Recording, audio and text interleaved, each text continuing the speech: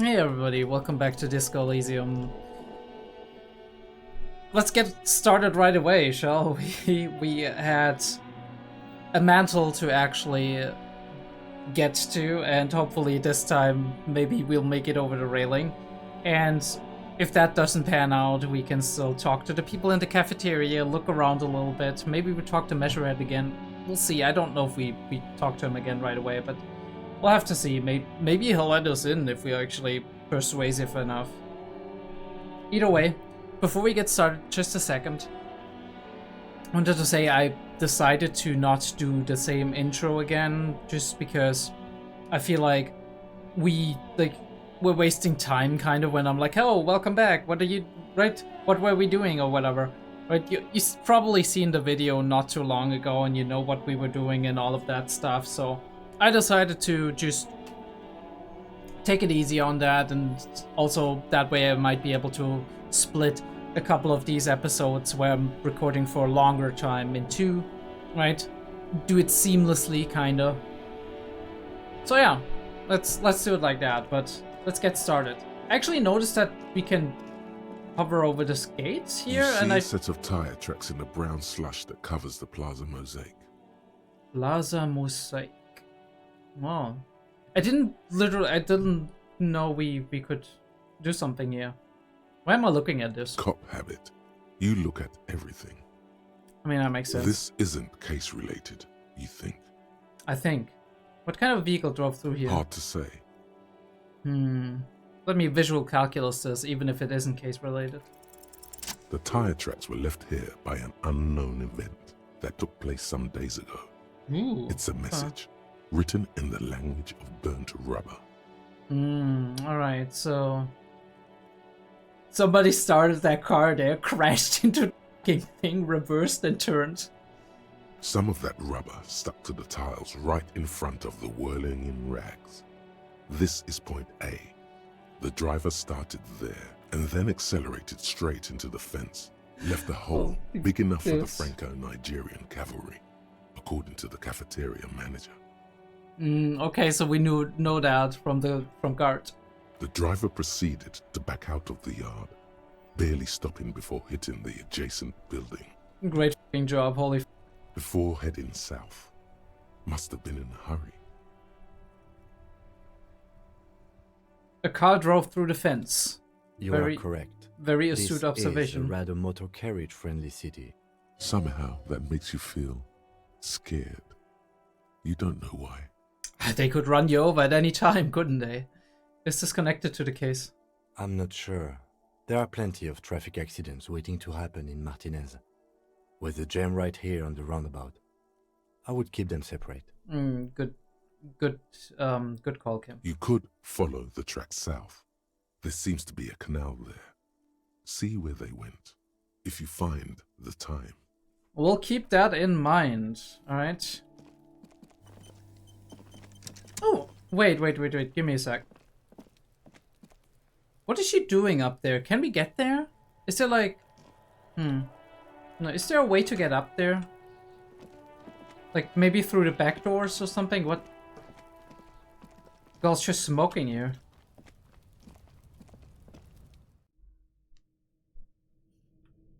Alright, let me, Come on.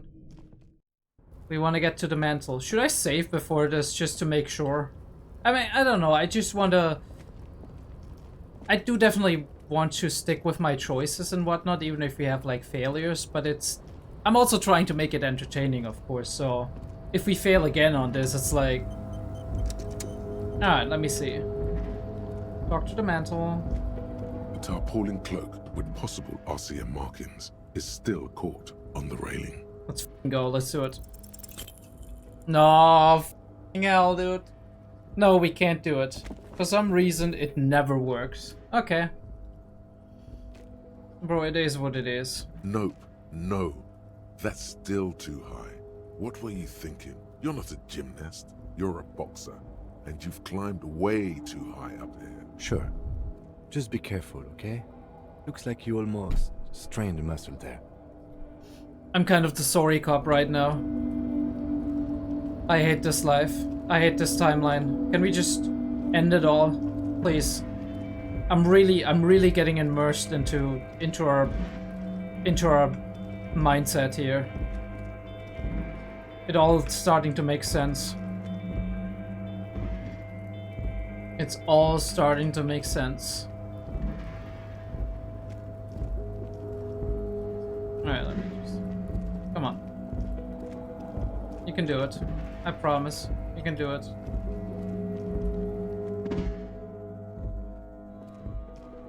Crazy pighead here. You know that feeling? You start something, nothing works, right? Nothing works out. This is me. This is literally me. Holy shit. Successfully solved the case of the commercial district. Nothing. She ain't convinced. May do it. Alright. I've got nothing to say to you. Why are you wasting your time? What's your role in all of this? Like I already told you, I'm a legal counselor. Do you have hearing problems? No, what's your real role in all of this? Alright. It's a bowl. Just spit in it, reeking of tobacco. Great. Hell. What's that? You see hawthorn bushes outside. Photos of men in overalls, toting guns and Union placards. Alright, let's talk to the man. This is where you say your bid. A broad-shouldered man points at you with a beer can. Alright. Detective. The lieutenant acknowledges you with a sharp note.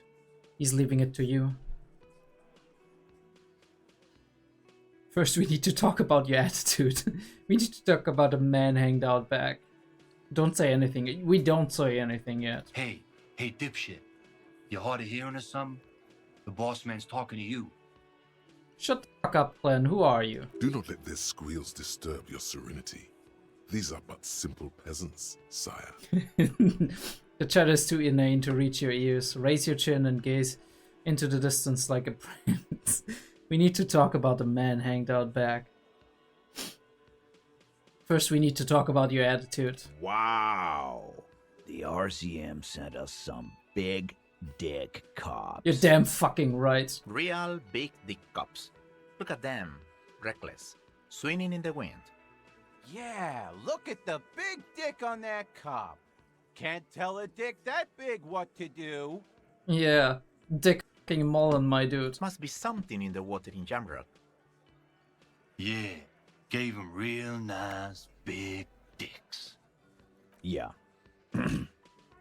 Anyways. He wraps You it up. might want to start asking your questions now. It's not going to get better than this. Do a head count first. Connect these men to the tracks you saw in the yard. Holy shit. Chances are they're going to match. We are fucking geniuses. Scan the room. Starting from the right. Boot size 44. Blonde man. In his 30s. Overbearingly masculine. Sitting on his right. Standard Holy working boots. Theo. Size 45 or 46. Eldest in the room. Probably mid-50s. Smoker. Quiet. Bro, what is your look? Fucking hell, dude. Bro's like Aristotle or something. Across at the other table. Hobnailed Allah. working boots. Size 43. Gang tattoos. Mesk or Sarah Mauritian. In his late 30s, early 40s. Mesk or Sarah Mauritian. What's that, like disco speak for French? He spent his youth in Villa Labos, a housing project in the Jamrock. In Shamrock. Okay, this There is like were the... incarcerations. Hard to say what else. The ink is fading. We just know a little bit, right? But Shamrock, right? Oak Order. And then, standard working boot. Steel reinforced toes. Size 46. The big dick. Wide at the shoulders and lean at the hips. Rugby cap. Fingerless gloves. And numerous scars. A little under 40. A little under 40. The emblem on his vest says Rowing Club. A little patch below it reads T. Hardy, Captain. Alright, that's why broad on the shoulders, narrow on the In hips. the far corner, standard working boot, steel reinforced toes, size 44, 40-something, non-alcoholic beverage in hand. You squint. Is that a plectrum? What the hell is a plectrum? Where? On his neck. Forget it. It's not important. Let's call this one the musician. The musician. The plectrum. I assume it's like something that maybe the thing of. I don't think it's the thing with the that you have with the guitar. It's not. I never heard the word plectrum, but all right. Size 41, with the light step. Not a child, after all. An older man with a rat face, mean, watery eyes, and 2 front teeth missing. All right. In the middle, heaving and wheezing. Big guy. Boot Wheezing. size 46. Deep marks. Probably carried the victim over. He, alone, is 130 kilos. Holy Add fuck, dude. the man in armor, and you could easily exceed 220. And we guessed the 220. In conclusion, these 7 are the actors on the crime scene. The footprints were theirs, but there's a discrepancy. One of them is missing. The odd soul? Exactly. You've stood there for about 4 seconds, not saying anything. Hit them with questions. Where's the 8th Hardy? The fuck is with you, fella? Titus is staring at you with his head tilted. His head will not be the only thing tilted once I'm out. The man hanged the better. Did you do it? I found 8 sets of footprints, but there's only 7 of you. Where's the 8th Hardy boy? Let's fucking go. What are you talking about, madman? There's no 8th Hardy boy. There's 7 of us and we're all here. He seizes you up. Or what? You want to be the 8th Hardy boy? We ain't hiring. Alright. You can shake your head, but I'm on to you. Actually, boss, we've been talking and we think she could maybe... She? So there's an 8th Hardy, and it's a Hardy girl. Who might it be? Elizabeth? The gardener? Probably not the right shoe print, right? Odd soul? It doesn't look like it. We would have noticed that. Shut the fuck up, Glenn! I do the talking here. Now what the fuck do you want, cop? It has to be good, if he won't let you pursue it. Looks like the lieutenant thinks so too. So let me get this straight. There is an 8th Hardy boy. It's a she, and you don't like us talking about her? That's right. We're not talking about this. This is a private Hardy Boys matter. Nothing to do with your shit. End. He points at the lieutenant. You're not cops here. Don't go digging around if you don't want a bullet in the back of your head. I'm watching you. That was a threat. Good. We are all watching each other. Officer, your question. There's no point in pushing it further, he thinks. This is already a victory. We'll learn more about this 8th Hardy sooner or later. I'm gonna trust Kim on this.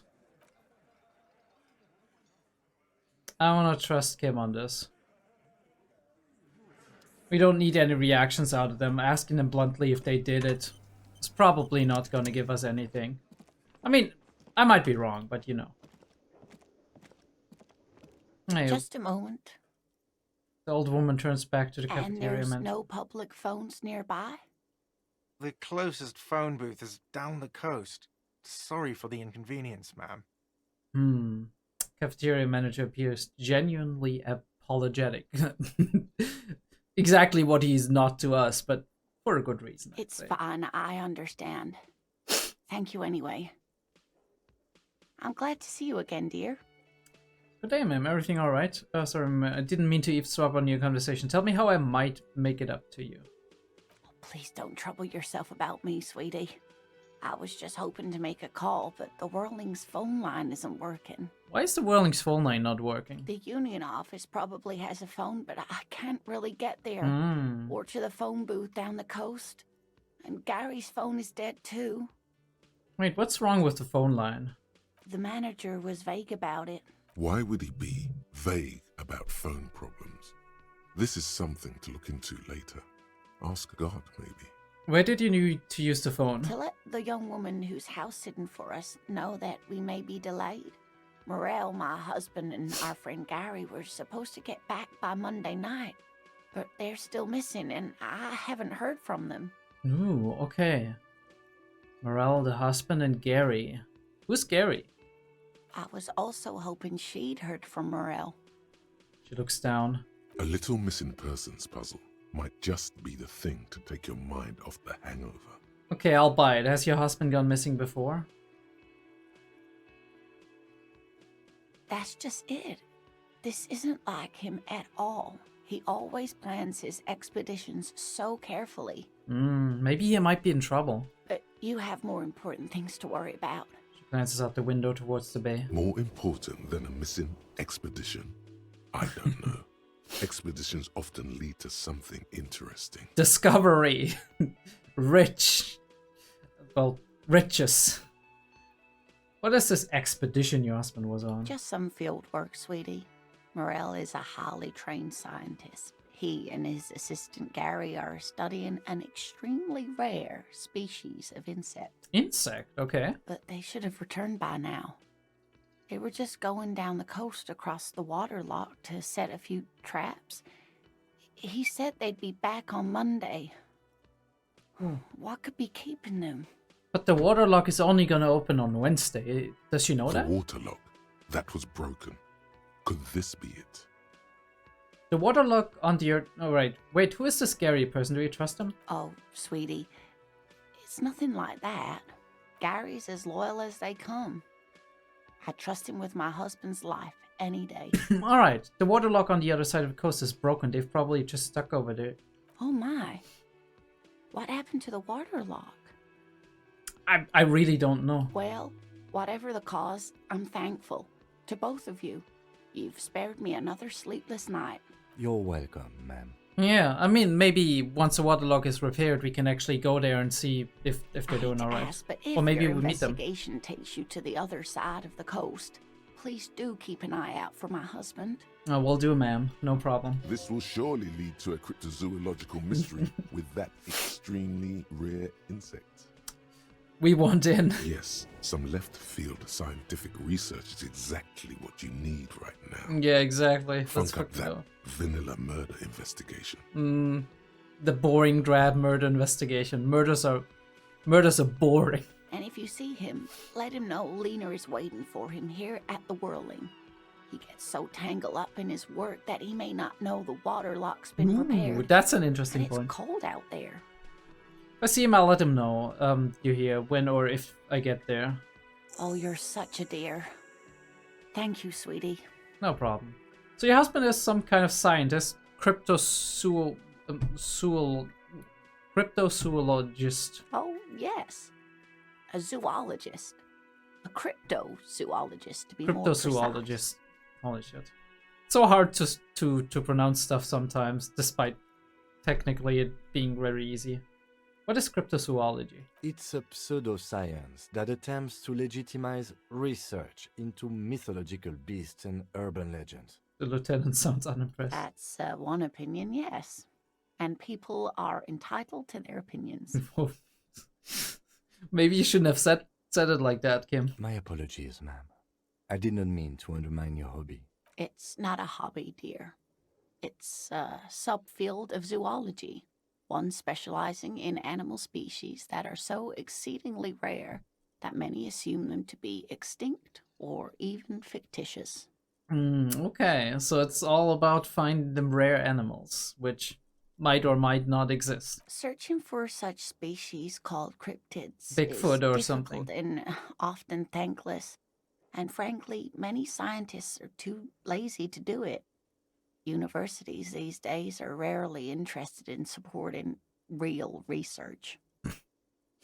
I mean, she has a point. Like, not in the way of real research. Real research exists in universities all the time, but I gotta say, like, I've heard many a scientist who has worked in the academic field actually saying that the problem is if you are interested in stuff that is besides the mainstream, it's really hard to find funding, right? Even like universities or like third-party funders, and universities normally expect you as a scientist to kind of bring in those third parties to actually boost the research and whatnot in terms of like with funds and all of that. So like most of the time it's really hard to research stuff that is outside of the mainstream, or so I hear at least. I'm not at the source. I'm just talking to people who are at the source, or watching videos on YouTube as well of people who are at the source, who are like, look, right, obviously there's a lot of research going on. There's a lot of good research going on, but the problem is partially that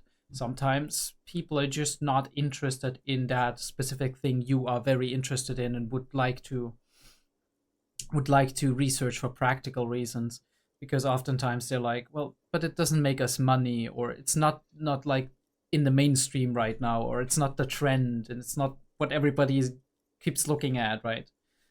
You have that in a lot of areas, be that like physics, right, where arguably for a long time there's been kind of like almost a stagnation of new discoveries, right?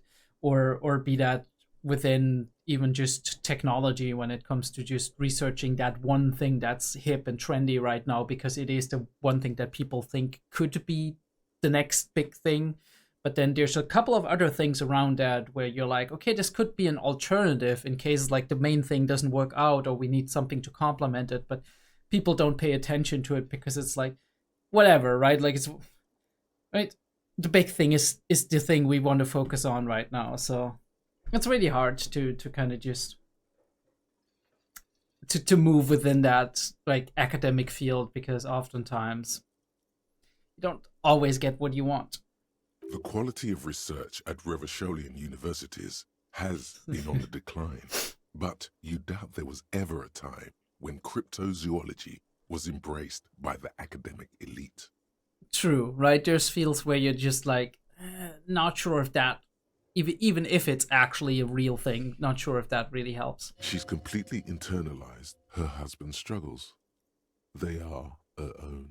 I mean, naturally, right? If you are very close to a person who's very much built their life on something like that, makes perfect sense that you are on their side, and that you are encountering people, like you're encountering more people that actually are on that person's side, right? That are giving you information selectively, that not like purposefully to manipulate you, but rather in a way that like you're more exposed to people who are like, I wish they would take this field more seriously. This is an actual thing, and right?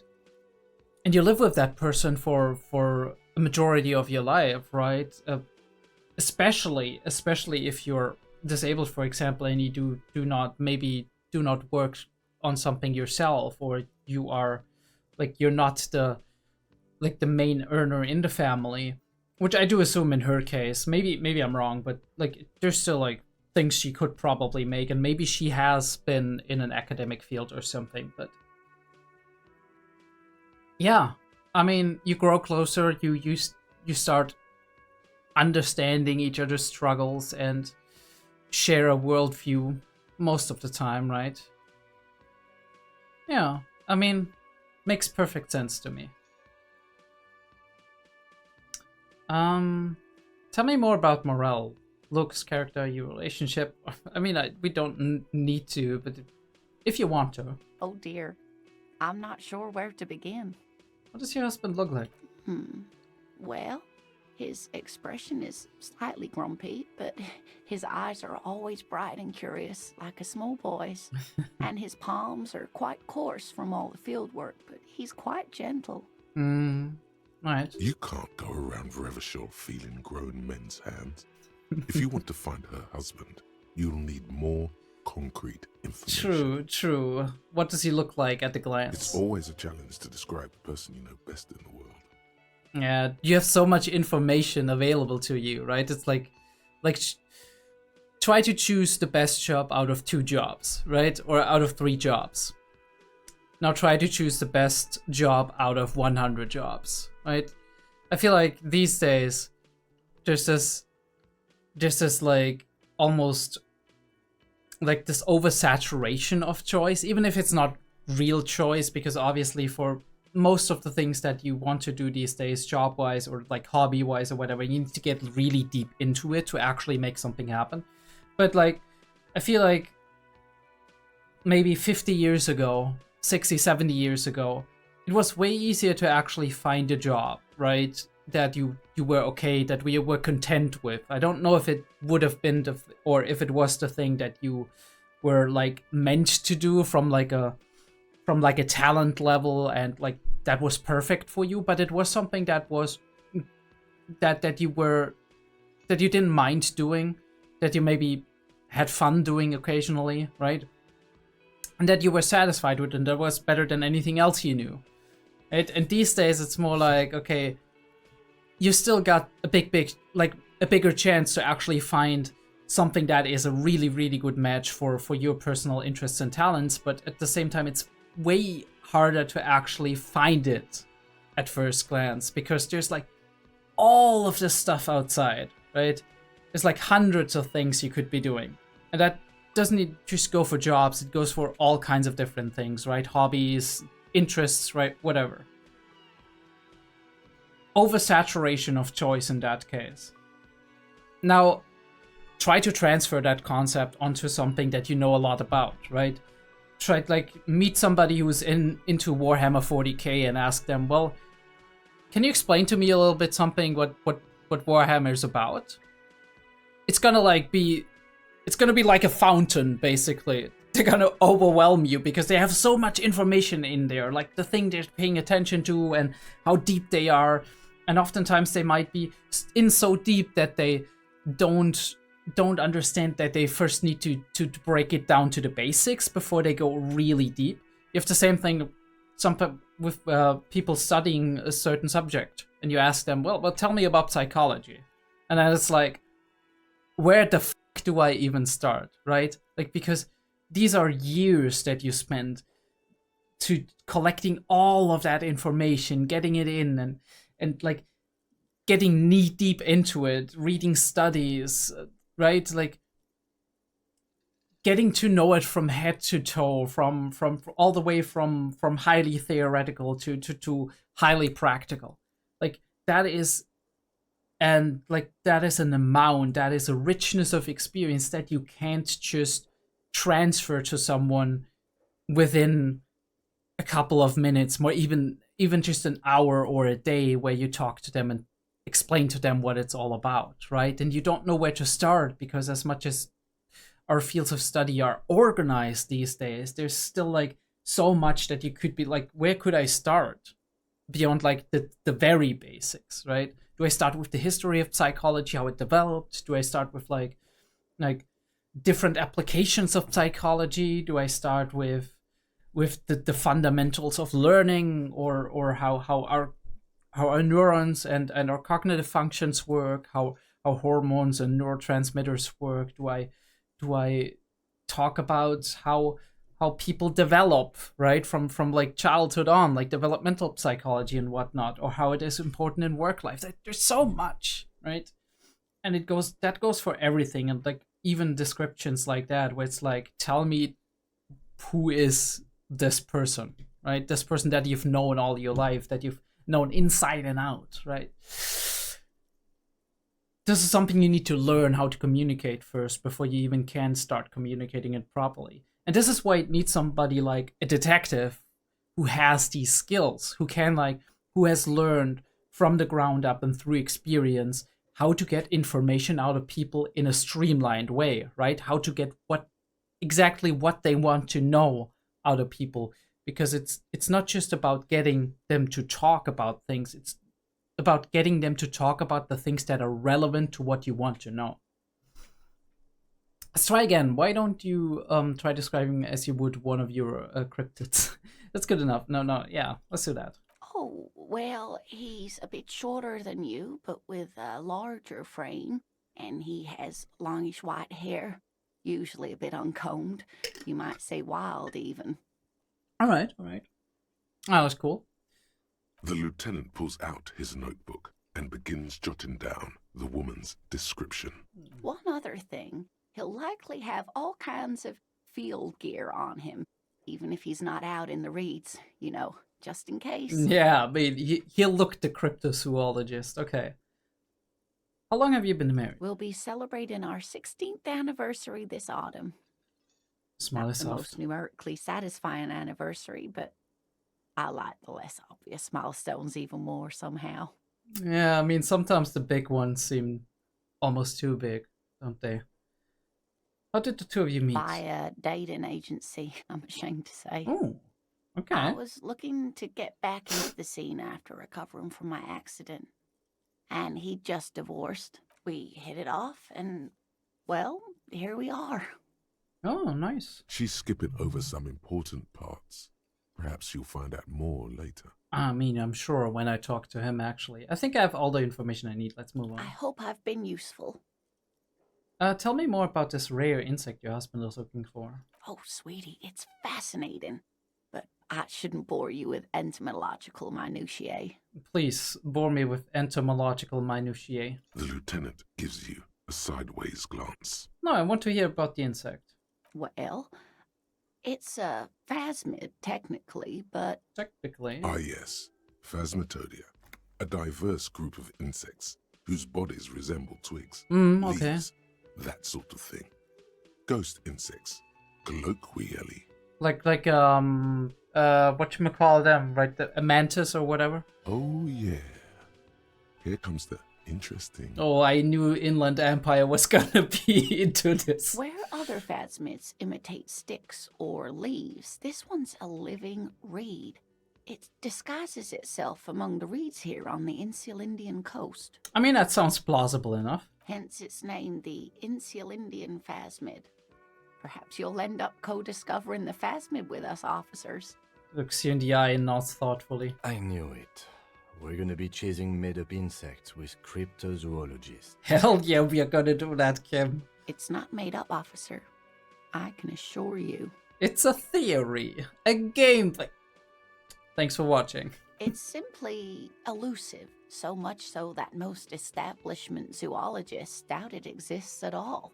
I mean, that's not a bad thing, right? As long as it's not some crazy idea. What makes you think the plasmid is around here? Well, some teenagers making out in the reeds saw one. They didn't know what it was, of course, but there was a brief article in a local newspaper about their encounter with a ghost insect that looks like the reeds. Gary sent us the clipping. So a newspaper clipping is all the evidence you have, or is there more? Of course, most phasmid sightings turn out to be false alarms, but their description matched the Insulindian phasmid perfectly. All right. And they didn't even know what they were looking at. So is it dangerous? Not at all. Why else would it hide itself so carefully? Is it to hunt? Why do crocodiles hide so carefully? I mean, you see them, but like they hide under the water surface. They're good at that. Is it valuable? Oh, I doubt it. No one gets into cryptozoology for the money, sweetie.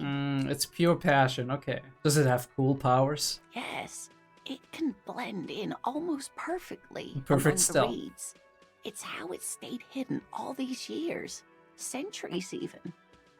That is neat. That's not special at all. Of course it blends in. Most insects do. You don't even have to be a stick insect for that. Says savoir-faire. Touche. Okay, what's so special about the stick bug then? Oh dear. I'm afraid I'm not explaining this very well. It is very special. The woman's face flushes with embarrassment. Morel can explain it all much better. I wish you could hear him describe it. Then you'd understand, I'm sure. I'm pretty sure I understand already. Alright, maybe you could convince her to tell you about some cool cryptids. I mean, okay, let's fucking go. You're an enthusiastic idiot, but you're still an idiot. And now, I want to know everything about cryptids. Living cryptids, extinct cryptids, marine cryptids, land cryptids, bring it all. We don't have time for Cryptozoology 101. Let's get back to work, shall we? Thank you, Kim. You're keeping me in line. And you're right for it. Because otherwise I would probably be doing anything else but the murder. Let me just fucking get my amazing, beautiful snake shoes on.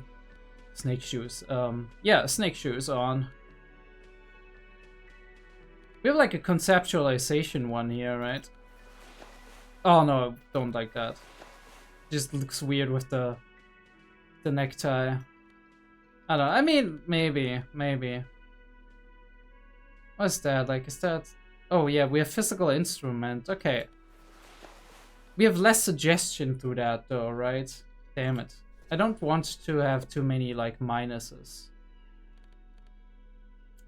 We have -1 savoir-faire through the fucking genes, but we have like -1 reaction speed on this one, so I'm like, I mean, we don't need to sneak around. Both of them have like +1 electrochemistry, which is fun, I guess. Yeah, you know what? +1 suggestion, -1 half-light. I don't think I need half-light all that much, do I? Right? What's half-light? Body take control, threaten people. I'm not good at threatening people anyway, so let's just maybe one day. Oh yeah, this is, I mean, it's okay. Aye, Captain. Yes. Orange bomb head. No, we're not going for the orange bomb head. Not yet. We'll see you again, but not yet. Yeah, you know, look, ADHD, okay? Look, you're gonna get me being all over the place and not knowing what I'm doing half the time. You see a heavy steel door with a prominent dimple lock. It's the cobalt blue, old cobalt paint, rough on the... It leads to a side building. The door does not budge. The door does not budge. Fuck me, dude. Okay, maybe we can go upstairs and find something. But first let me talk to Garge, because we were gonna ask him one thing, and then maybe we can get to another. I need a drink. Can you pour me? No. Can't we, like, asking about what... Another thing. Great.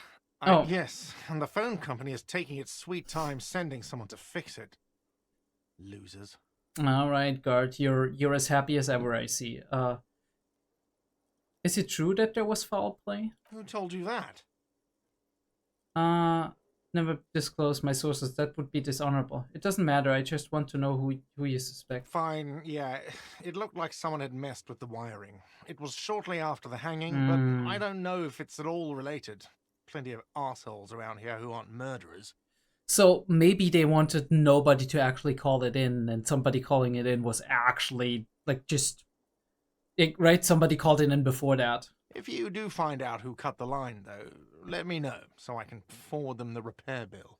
Yes? Alright, Garge. You keep on keeping on, dude.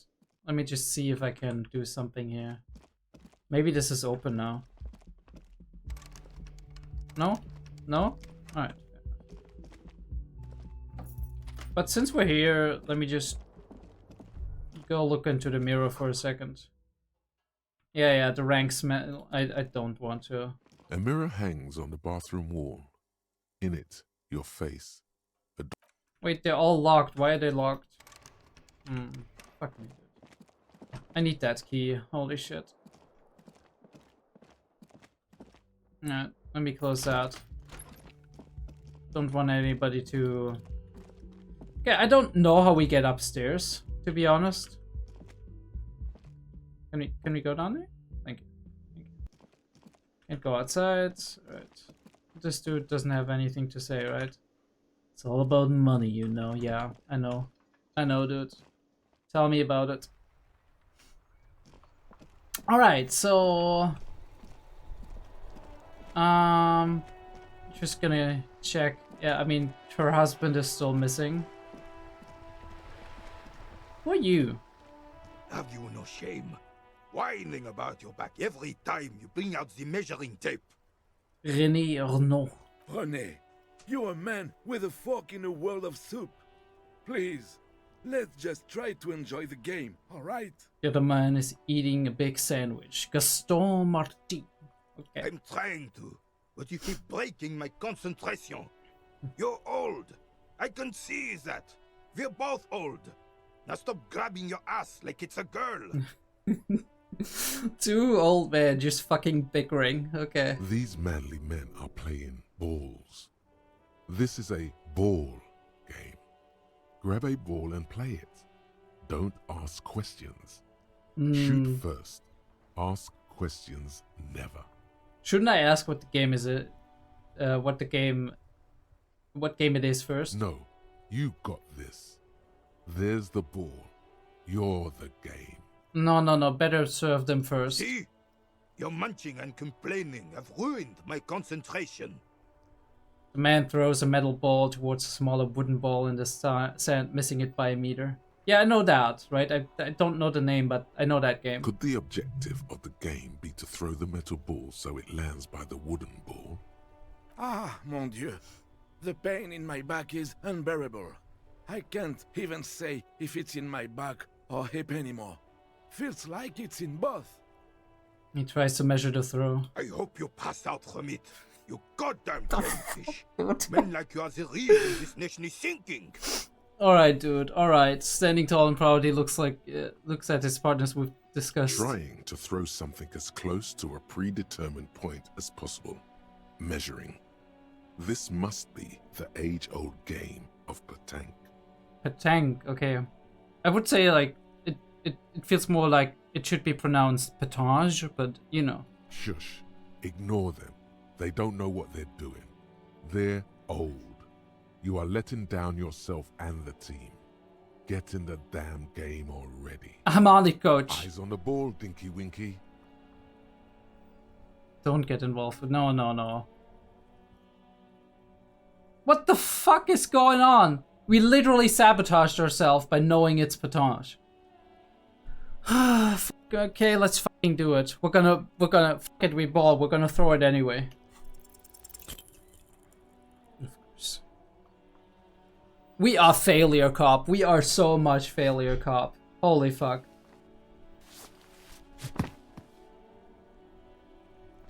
This felt wrong.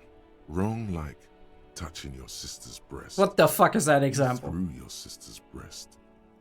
Mon Dieu! Good job, officer. That was an excellent throw. Hold on, why did it feel so wrong? Thought something maybe was spectacular.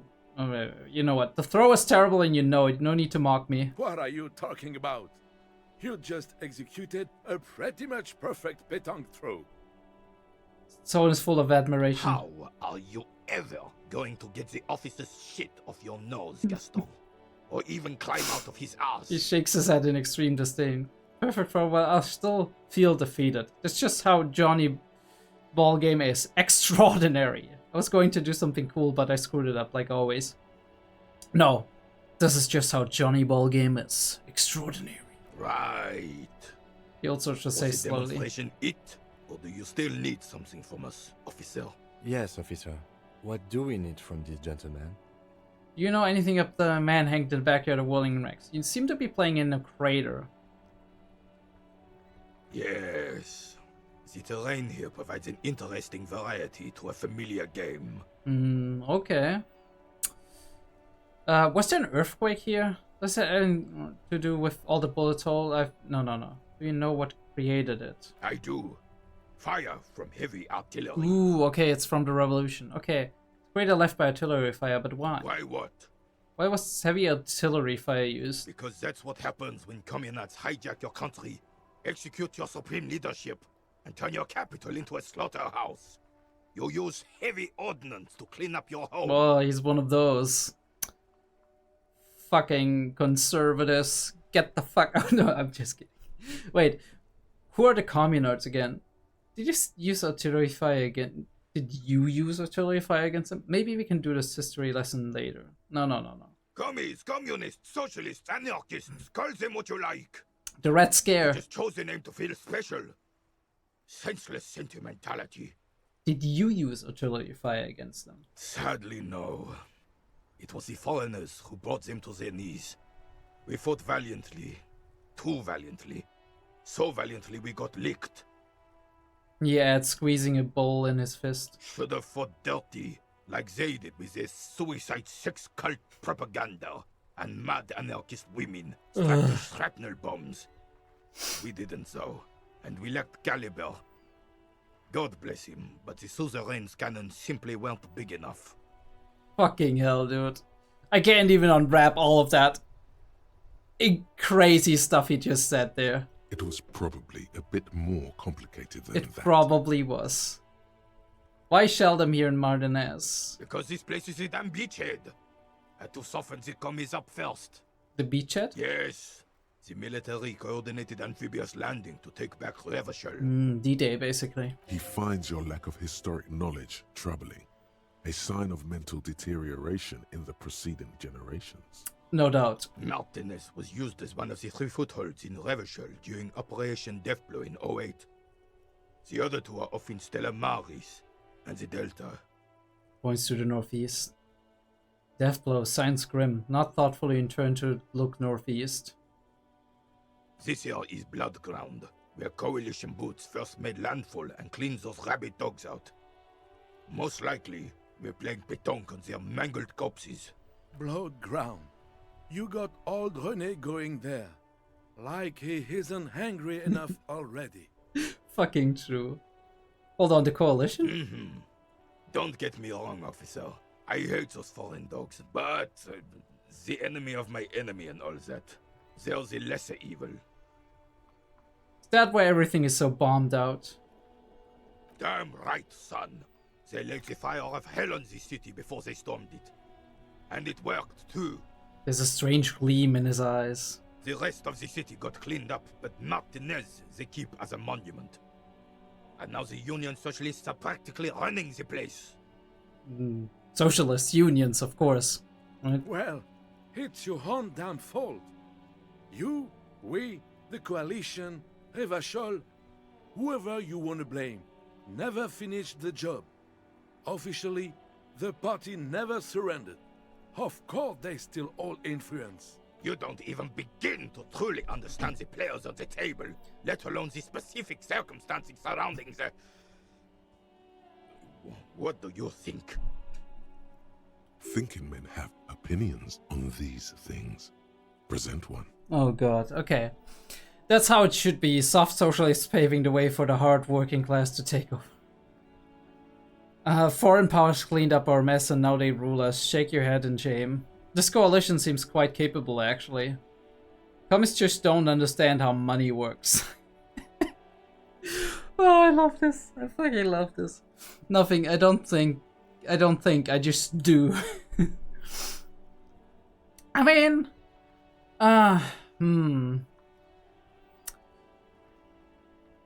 it's really hard to kind of find something that I would agree with.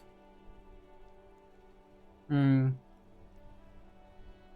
mean, so far I feel like we as the officer would be probably, but we are kind of like leftist on that side, so I'm not sure where we would fit in on this.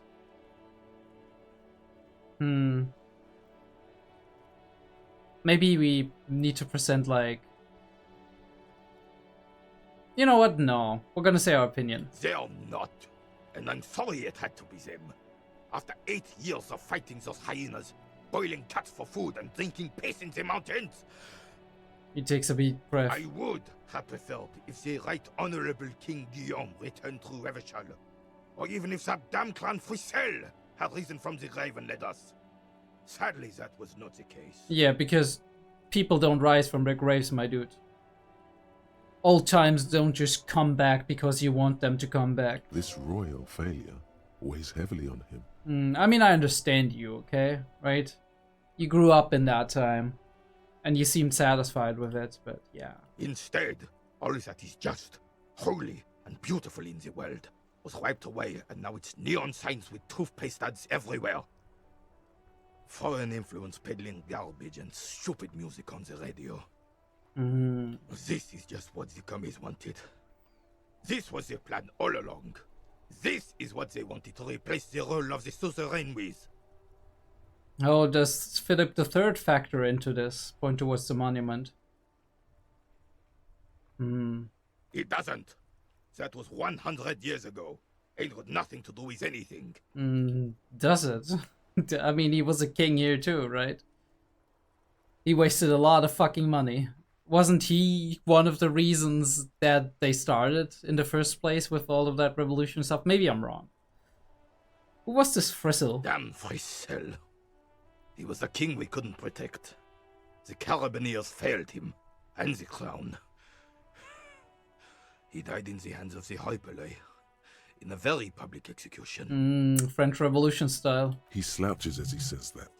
It makes him smaller, admitting they left the king to the mob. You mentioned Guillarm or... A true king in both blood and mind led Revachol before Frizzell. He would have been better, but the damn commies drove him into exile. Okay. Some manner of self-deceit is present in his thinking. I would think so. Sounds like this Guillaume abandoned him, and he doesn't want to admit it. I mean, yeah. Selection bias, right? Would probably not be good for his self-image and his worldview if he left them. What exactly is suzerain? The suzerain is the king! Has everyone forgotten already? He didn't slowly not sense to himself. Oh, holy shit. That was sad, that last sentence. It's no use talking to you. You are still in Daddy's borders Okay. when it happened. When we took our last stand against the Filth and rode the cavalry straight into gunfire. Is that clever, riding the cavalry into gunfire? Is there anything you can tell me about this rifle? Hold out the antique firearm. It's a Bell McGrave, 4.46 caliber, breech loading, Revachol made. Good weapon, accurate and reliable. Okay. This one's inoperable. The bolt spring is missing and the mechanism is jammed shut. Still a beauty. Where did you find her?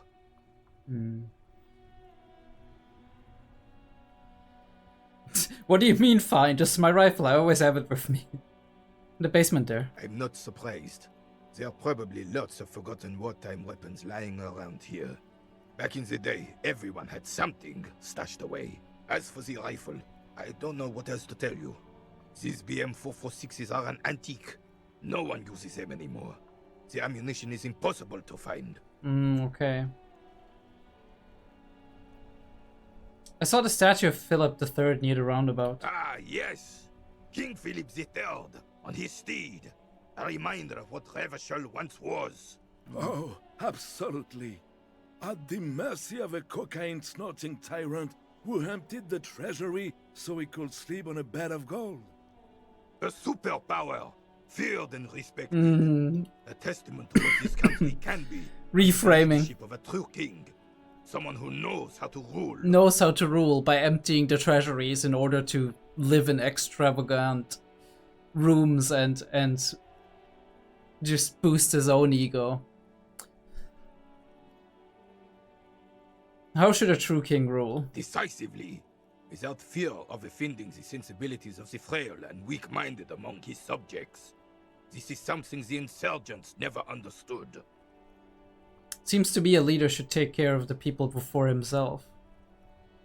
A powerful leader is not afraid to do what they must be done. That's what this country needs. I'm not sure how to feel about that. No. Number one. A nation is only as strong as its leader.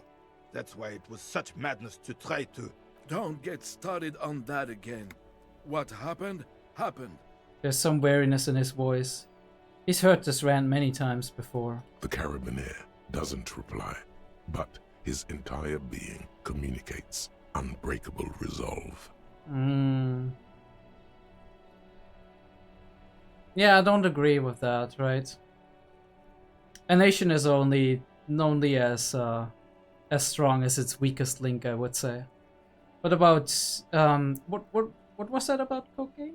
Oh, old Philip was a big fan of the purple nose candy. The nobility loved Purple? so much. A cocaine connoisseur of sorts. His egocentricity is borderline legendary. You can't even take the responsibility for yourself. How could you fathom the responsibility weighing on the shoulders of a ruler? Excuse the inexcusable. reframe the bad things into good things. Yeah, of course. That's why the Philippian kings use cocaine for clarity of vision, to aid in their work. Regnum cocainum, Revachol's finest years. He seems to grow taller, brimming with pride about the past. Probably the time in his life that felt to him like it was the happiest, right? Like, regardless of what happened around him, right? This was the time where he felt like probably the peak of his youth, or his middle-aged years, where he's like feeling like he's doing a lot of good and a lot of interesting and fun stuff happens, and then a lot of conflict happens afterwards, and even if it's not the fault of the revolutionaries or whoever came afterward, like the coalition or whatever, in the end, like, we all see history through our own lens, right? How do you see 2019 to 2020, right? Or no, 2022, right? Through like the back lens. How do you see the 90s as somebody maybe who grew up in the 90s, who was born in the early 90s? How do you see whatever phase of your life you've been a teenager in, or a young man, 20 to 30 to 40, right? There's so many different ways you can see that in, and kind of connect these emotions that you have within your memories to the times in general, and kind of apply what you felt was a really great time for you, or like a really hopeful time maybe for you and the people around you, as being applicable to the entire world around you. But I can guarantee you that during that time where you felt so hopeful and like everything was nice and shiny and cool and whatnot, there were probably other people going through life and they felt like everything was gray and dark, and the future didn't look promising, and they themselves felt like they weren't welcome. Different for different people. Of course. Clarity of vision. Awareness. But I don't blame him for his cognitive dissonance. Philip III was even brought into this world with the help of cocaine. The court medic administered a dose to his mother when she was in labor, and it is well known that with the help of cocaine, only the purest, of course, he was able to connect with higher realms. Ah, yes. Come on. Give it to me, Inland Empire. Higher realms. Of course. It all makes sense. I fucking knew it. I fucking knew it. He's just making excuses for the king's habits, yeah, isn't he? I drink alcohol and go to heaven. Holy fucking shit. What was that about higher realms? Sounds interesting. Such responsibility requires a boost every now and then. I sometimes need one too. Seems like irresponsible behavior for a monarch. Drug users shouldn't even operate heavy machinery, much less rule countries. From what I've seen of the officers of the RCM... But I don't want to get into a debate about drug policies. It's fine. Let's talk about something else. Right. Do you know anything about the hanged man in the backyard of Whirling in Rags? Unfortunately, I don't. Unlike most of the locals, I have no qualms about assisting law enforcement. But this affair has passed me by completely. And most of the locals? In Martinez, the union is the law. So can you really blame them? But you don't have to have a problem with cops. Cop is a pejorative term. I don't have a problem with policemen. On the contrary, I admire the effort to bring order to our streets. He doesn't know about the crime. Your time is better spent discussing politics. Rhetoric, please. So again, you don't know anything. If I knew, I would not be afraid to tell you. I simply don't. I'm an old man, not a coward.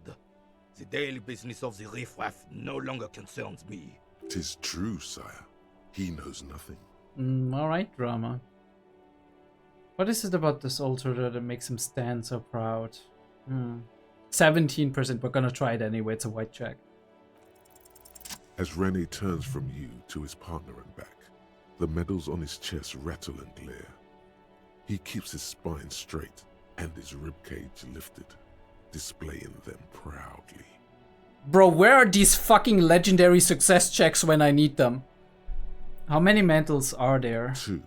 The larger one is shaped like a cross, while the smaller medal resembles the sun. Look at the cross. A crowned head in front of 2 crossed rifles. The medal hangs from a blue striped triangle. It's the Croix de Bravoure, Cross of Valor. The cross was the highest battlefield decoration in Suzerain's armed forces. Suzerain's armed awarded forces. For exceptional bravery in the line of duty, in service of King Frizzle I. Of course. Look at the sun. A small blue star inside an orange sun. It has the word Valiance written below. The setting sun was a decoration used to distinguish seasoned combat veterans in service of King Frizzle I during the revolution. Of course, and the revolutionaries are the enemy. Especially if you're a soldier. Croix de Bravoure and the setting sun point to his chest. Did you get them for bravery? He interjects. It's a conflicted topic for the old veteran. There must have been a number of controversial episodes in his service days. Not for killing babies or... What the fuck? What are we... Okay, I'm like, for bravery? For doing my duty in the heat of battle. For looking my mortality in the eye. When men like Gaston here hid in the bushes and shot themselves. He saved some muddy princeling who foolishly strolled into the front line in his gown of velvet and gold. Okay.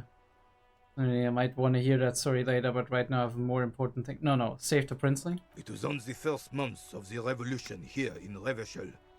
Unrest was spreading like wildfire. Marauders had taken most of the Couronne and were getting really ambitious. King Frizzle We're learning history here. thought he could end it all in one decisive strike. Sent his cousin, Drisson, to put an end to the unrest. The old Carabinier runs his fingers over the larger medal. Alas, the young Drisson was all piss and no vinegar, wearing a tunic of purple velvet and cockatiel feathers to battle. Even his rifle was gold-plated, shone from 5 clicks away. Can you imagine the asininity? Yeah, I can imagine it. Especially if you talk about, like, socialist revolutionaries. They will like, eat the rich. Fuck you, dude. He really despises that Drisson fellow. Fuck you in particular. That's their reaction. Purple velvet tunic. That isn't exactly camo. To keep the long and bloody story short, Drisson marched us against the partisans in Couronne. And when I say marched, I mean made us walk into captured enemy territory, single file, like toy soldiers, while he rode in front on his giant red stallion. Just to display, being like, thinking he's untouchable, maybe? The rebels were smart. They let us come real close before opening fire. Suffice to say, it was carnage. Must have been a bloodbath. I got shot in the left shoulder and went down. Just a flesh wound. But just as I turned over, the prince fell into the mud next to me. He was missing his lower jaw. Fuck me. Then his horse, driven mad by the noise and smell of gunpowder, stepped on my leg and shattered my knee. Holy fuck. Okay, then what did you do? I grabbed my sidearm and shot the beast in the head. Then everything went black. So you eliminated the source of the most apparent source of danger and saved the prince. Capitaine Arnoux, le fléau des chevaux. The bane of horses. The bane of horses. When I came to, it was all over. It was just me and Jolas Tresson, gurgling in the blood-soaked mud right next to me. Bro was stuck in drowning in mud. The dink had taken numerous flesh wounds and lost a lot of blood. But despite missing his jaw, he seemed hesitant to die. Tougher than he looked, that one. That's no dink, that's a fighter. I'd give up, can't imagine living without my jaw. Touch your jaw. This would never happen to Johnny Lawjaw. Pointed to your jaw. My jaw is tight. Right. So I grabbed the prick and started crawling. Kept going until the 59th Cavalry picked us up. Damn. Through some miracle, we both survived. And the jealous freak convinced Frizzle to give me a medal for not leaving him to die in his own blood. Piece and shit. He was the commanding officer and I was on duty. Just doing my job. Shouldn't hand out medals for that. He shakes his head. 13 months later, I received the Sun for distinguished service. It's not worth mentioning. But it's still making you proud, and we know that, right? And it's kind of tying you to that dynasty with loyalty and with all of that, right? Somebody who believes in order from like a base, even if the people that he's protecting might not always be respectable. But there's this cognitive dissonance that's coming in then, right? Having something to be proud of, having a trauma lived through that, right? Into service, basically. Oftentimes it's hard to just then accept criticism towards what you've been serving, right? You sense he's downplaying it. He did a lot more than his duty. More than anyone's duty. It's in his spine, in his billowing breasts, and untarnished self-worth. Why do you despise Drisson so much? Probably because he kind of caused everything to go haywire. Because he was a goddamn dandy. Had no business leading men or even being on the battlefield. All he was related. That's it. Alright, so, yeah. Royal family, basically. Royal blood alone doesn't make army commanders. Okay. He was a stupid kid. Only interested in horses, hairstyles, and man-loving. That's his problem. 782 Royal Carabiniers are dead because of his incompetence. It's very interesting how he confounds his homosexuality with like incompetence, right? Maybe almost as if he's like opposing him being homosexual or interested in fashion or whatever, and him actually being a man or being tough or being like being able to do war, because both of that can obviously exist, even though this dude was probably a fucking idiot. But like there's this like, I guess like this is his one of his big memories where he's like, shit, this dude was not able to do anything, right? He was absolutely incompetent. And then he conjoins that with the specific, like, his men loving and whatever. And now everybody who he meets, possibly, I mean, obviously that's not always the case, but in this case it feels that way. Everybody he meets who might also be, like, gay or whatever, or I don't know, more like extravagant, right? Flamboyant, or like maybe more interested in like the finer things, he will probably immediately put into the category of incompetent, just there through its family, stuff like that, right? Whoa, man-loving? Is that even a word? I mean, it is now. It is not. It's not an official one, okay. Sounds like you're being modest, Renee. You're not being modest when you describe this guy. The old carabinier stands quiet. What Monseigneur Modesty is not telling you is that he crawled over 7 kilometers that before is a lot. The cavalrymen found him and Drisant. 2 days later that was. And that even while crawling with a mangled half-dead prince on his back, he still managed to murder 3 rebels on his way. Is that pride in his voice? It's deep down, but maybe even unbeknownst to the man himself, it's there. Looking up to Renee in a way, right? I mean, they're friends, right? So, makes sense. Hold on, you're just a little bit proud of Renee's heroics, aren't you? Quite impressive. It's men like Renee who made Revachol great ones.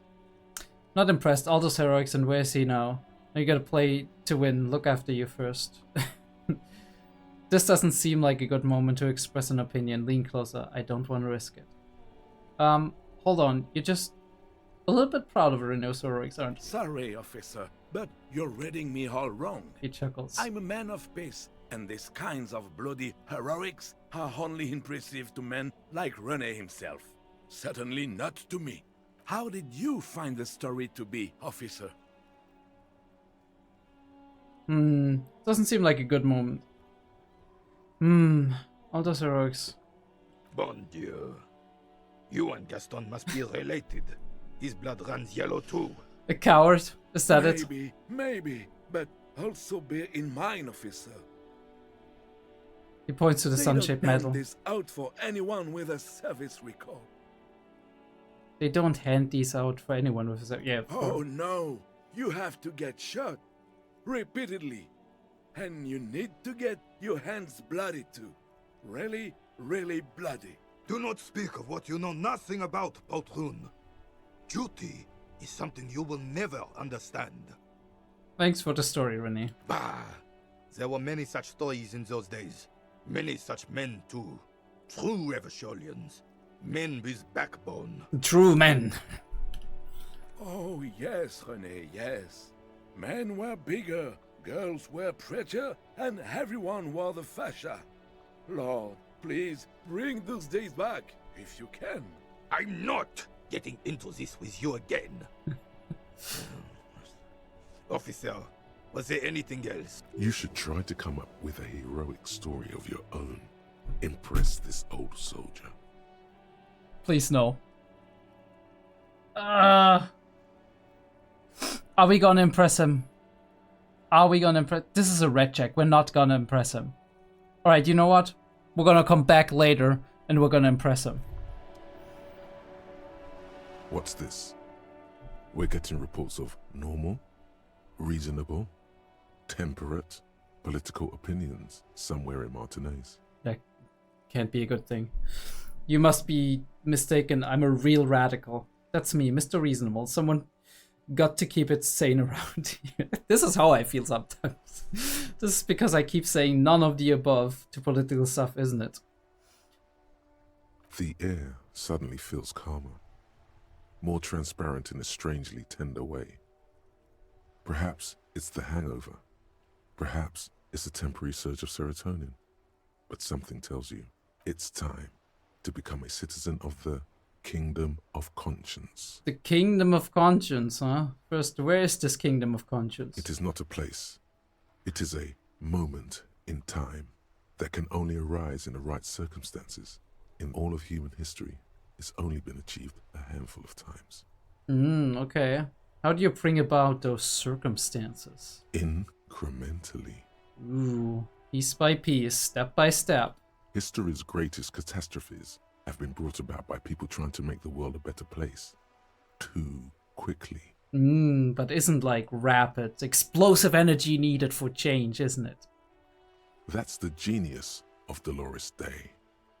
She recognized that progress is meaningless if its gains are lost because of instability. Okay. Real, lasting change can only come about gradually, increment by increment. But doesn't it need the explosive force of the radical in order to drive it forward, just for the other radical to pull it backwards again?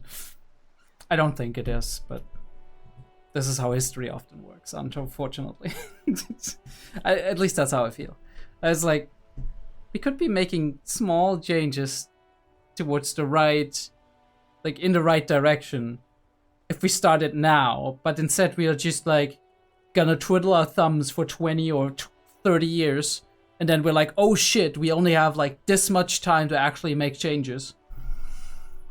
And then we try to make changes so radically that in the end, nobody's happy with it, and like people just have a knee-jerk reaction and pull back, right? And we go in the opposite direction, and then all that happened is that we changed a little bit by a little increment, but in the process of that, there was a lot of chaos, a lot of suffering, a lot of like conflict and stuff happening. So I'm like, do we really have to do it like that?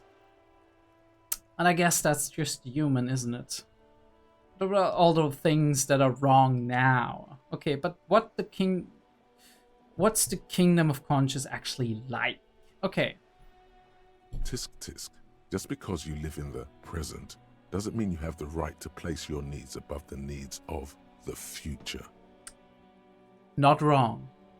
You may never live to see the Kingdom of Conscience. Your children may not. Even your grandchildren might not. But that's no excuse not to keep working. What rationality? What sang-froid?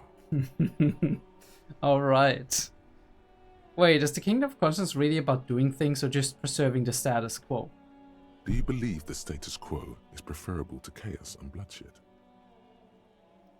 No. Then you've never lived through real chaos. Maybe. Sometimes, in the face of great disaster, defending the status quo is progress. See, we're framing again, right? You can frame anything to make sense. Okay, but what's the Kingdom of Conscience actually like? The kingdom is difficult to comprehend, and even more difficult to describe. Sounds like a bunch of mumbo-jumbo. Partly because humanity will need to discard many of the categories that define and limit it today. The Kingdom of Conscience is post-capitalist, post-national. It's also post-industrial, post-ideological, and even post-sexual. So basically ascension. Like we just jump-started our way into like Nietzsche, and thus spoke Zarathustra.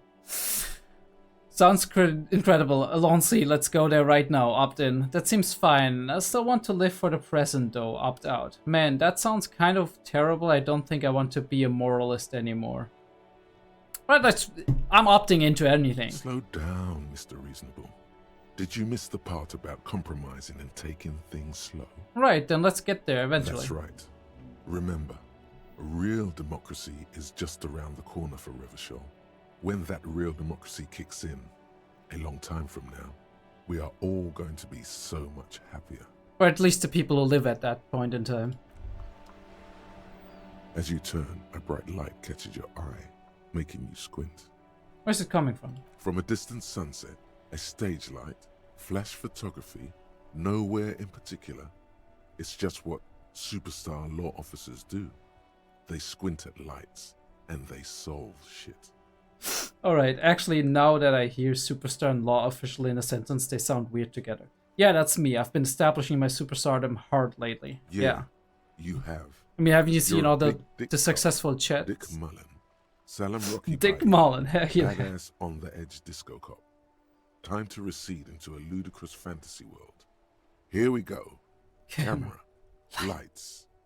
With a sudden flash, the world freezes around you, and you along with it. In an iconic monochrome solution, a black silhouette against a rasterized orange world. It's on. Let's fucking go.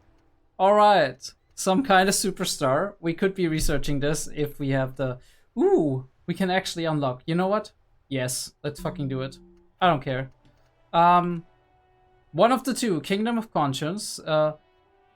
Heartache is powerful, but democracy is subtle. Incrementally, you begin to notice a change in the weather. When it snows, the flakes are softer when they stick to your worry-worn forehead. When it rains, the rain is warmer.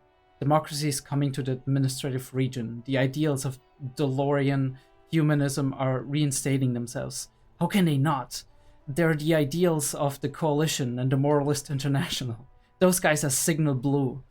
And they're not only good, they're also powerful. What will it be like once their nuanced plans have been realized? Right, so we're pro-coalition.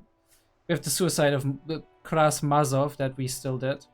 Kingdom's like Half-Light, which we don't have a lot of anyway, so that might be a thing to go. But I'm more interested in like the superstar thing. I don't know what the solution is going to be for that. Like we don't see what kind of bonus we actually get out of... Wait, do we see that? No, we don't. First, let's make this absolutely clear. No one is saying you're an actual superstar and the groupies and cocaine riddled with hepatitis C strikes a lion-esque pose with a mic kind of way. You're not Guillaume Le Million or David Lewis. No, you're a metaphorical superstar. You bring that rock and roll authenticity and passion to a line of work where people don't expect or don't want to see it. Where some would say it doesn't belong. Law enforcement. We are gonna make cops great again. Holy fuck. Let's go. Alright, let me see. We don't have skill points. Great job. We could be upping those, but like I like the thoughts. I like the thoughts, okay? Like maybe next time, okay, next time we have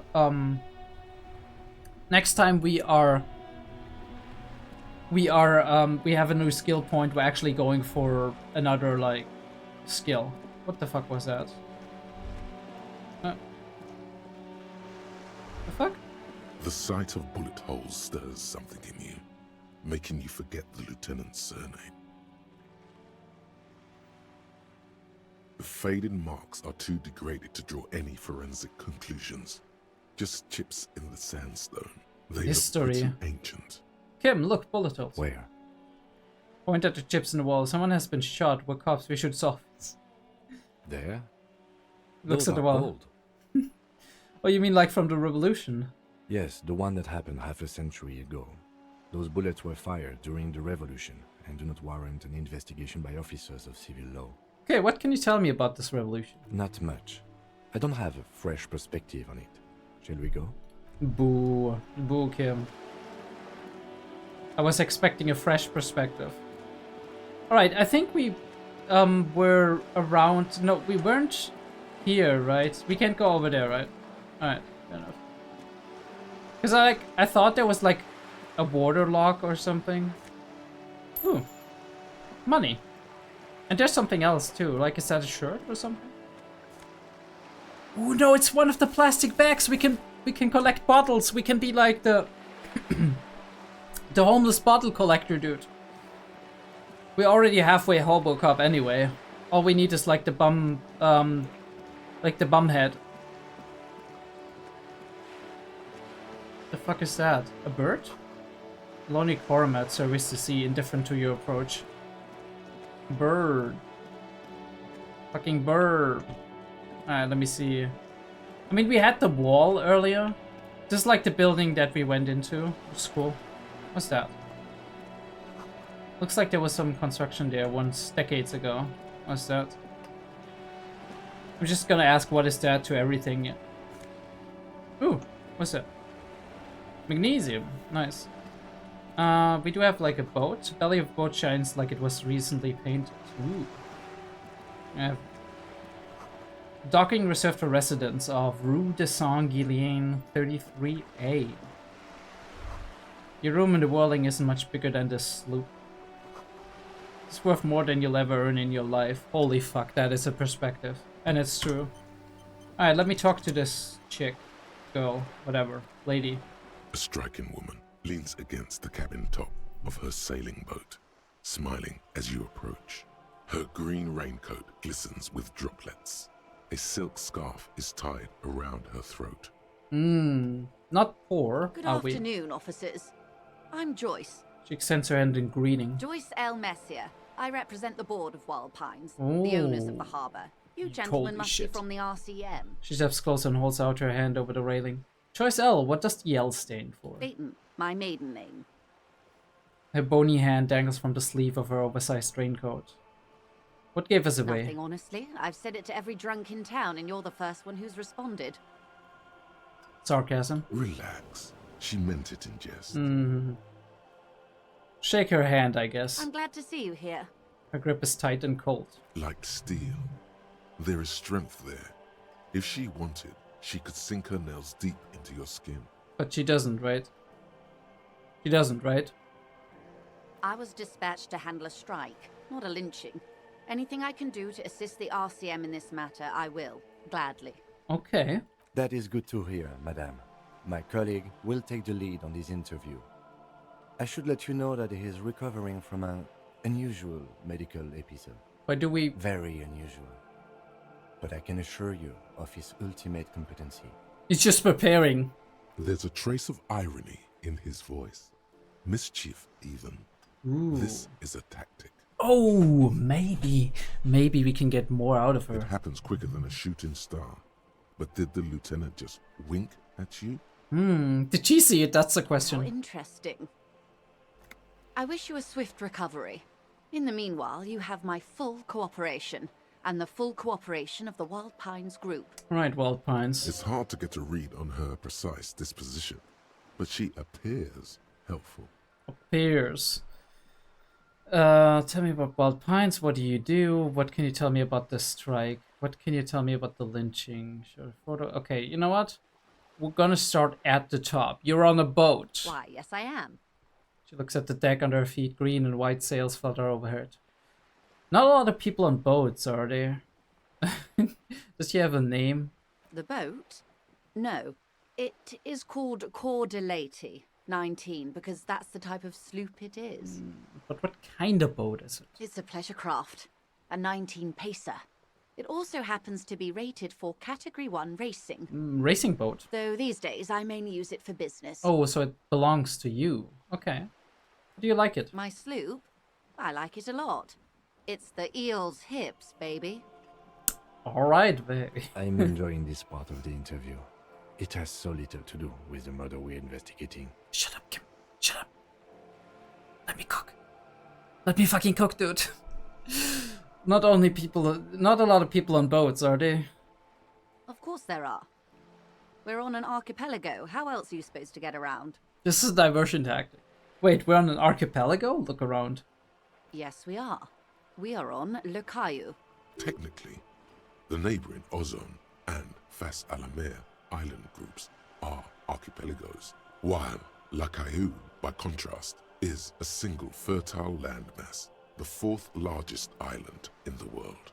It is not an archipelago. Ooh, wait, I thought Luckala was one big island. Still, I haven't seen anyone... No. Okay, if you want to get technical. The point is, we're all on islands here, and sail is still the most expedient way to get from one island to another. Especially when you're in a hurry to resolve a strike. We're strawmanning her so hard. Still, I haven't seen anyone else sail on a boat around here. I haven't seen anyone else drive a souped-up Capri Kinema motor carriage either. Ooh, she knows about the Kinema. Actually, that motor carriage has been specially issued to serve as a patrol and pursuit vehicle. It's for crossing long distances in the greater Ravachol industrial harbor. It's not a toy. Sure, Kim. Sure. Neither is this.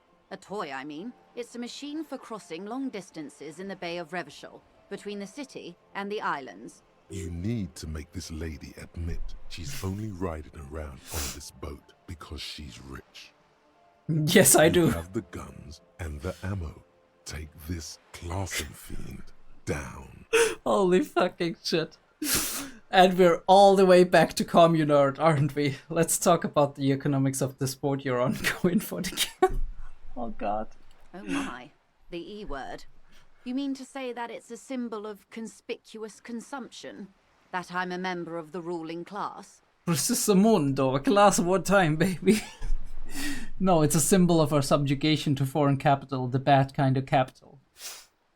We're going for 3 because it's not what she suggested. Detective, may I remind you that Mrs. Messier is a professional negotiator?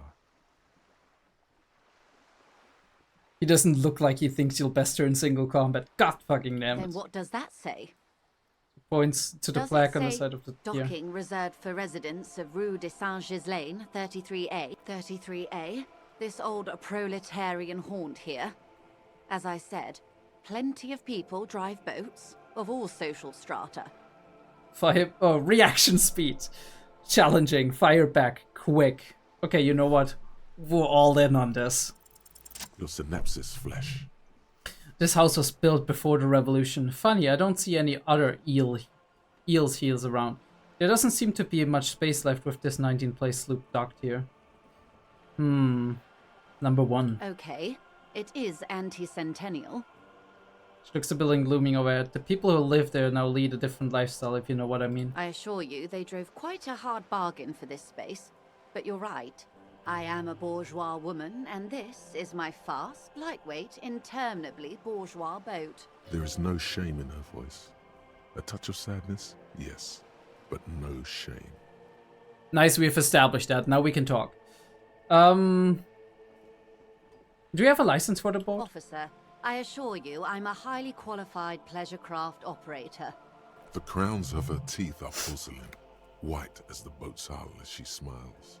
Her nonchalance might be related to something called the Wayfarer Act, a law that says she doesn't need a license. Sly Fox, you're not aggressive enough to harass her further on this. Alright, I think I've handled on the boat thing. Tell me about Wild Pines, what do you do? What we do? I'm afraid I don't speak for Wild Pines as a whole. It's a giant undertaking. Alright. There was a touch of discomfort there. She wants to merely represent. Fair enough. Tell me something. No, what do they do? The Pines' core competency is logistics. container shipping, freight, that sort of thing. See those airships there, blinking? Those are the shipping side of things. And that is the terminal. Another subdivision deals with energy, oil and gas exploration, offshore platforms. The Wild Pines Group is one of the original Revacholian Indo-tribes. Companies awarded royal monopolies by the king, the suzerain himself, centuries ago. The king is long gone, but several of the Indo-tribes remain. Inherited wealth, right? Who are the other Indo-tribes? You're in good company, it seems. How much money does Wild Pines have? Son Baptiste, Elysium, an unknown entity known as Brightest Star. Ooh, Brightest Star. You're in good company, it seems. Why, thank you. He does not register the real meaning of the remark. I don't know if I registered the real meaning, but, you know. Much money does Wild Pines have? I'm not at liberty to discuss the company balance sheet, Okay. but I can tell you that last year, the company booked more than 20 billion real in revenue. 20 billion? That's it? I thought Wild Pines was supposed to be big. Numbers like that mean nothing to me. Wow. 20 billion is a large number, but the conglomerate employs 72,000 people. That's a lot. They all need to be paid. Then there are capital improvements, interest payments. A wave hits the sloop. She grasps the mainstay for A balance. conglomerate the size of the Wild Pines is like a shark. If it stops moving, it will die. Then what becomes of those 72,000 families? It's a tremendous responsibility. Alright, so she's justifying her position here, right, to resolve this. Where does Wild Pines get all these billions? Also, kind of, this is how you hear oftentimes how big business people are defending certain decisions, where they're like, look, if we don't get what we want, right, all of these nice benefits, tax stuff, whatever, we are responsible for so many people. It would be a shame if we had to let them all go. Kind of a little bit manipulative on that front, right? Because it's like oftentimes they have more money than they let on, or they would be fine with certain discomforts or whatever on the financial side.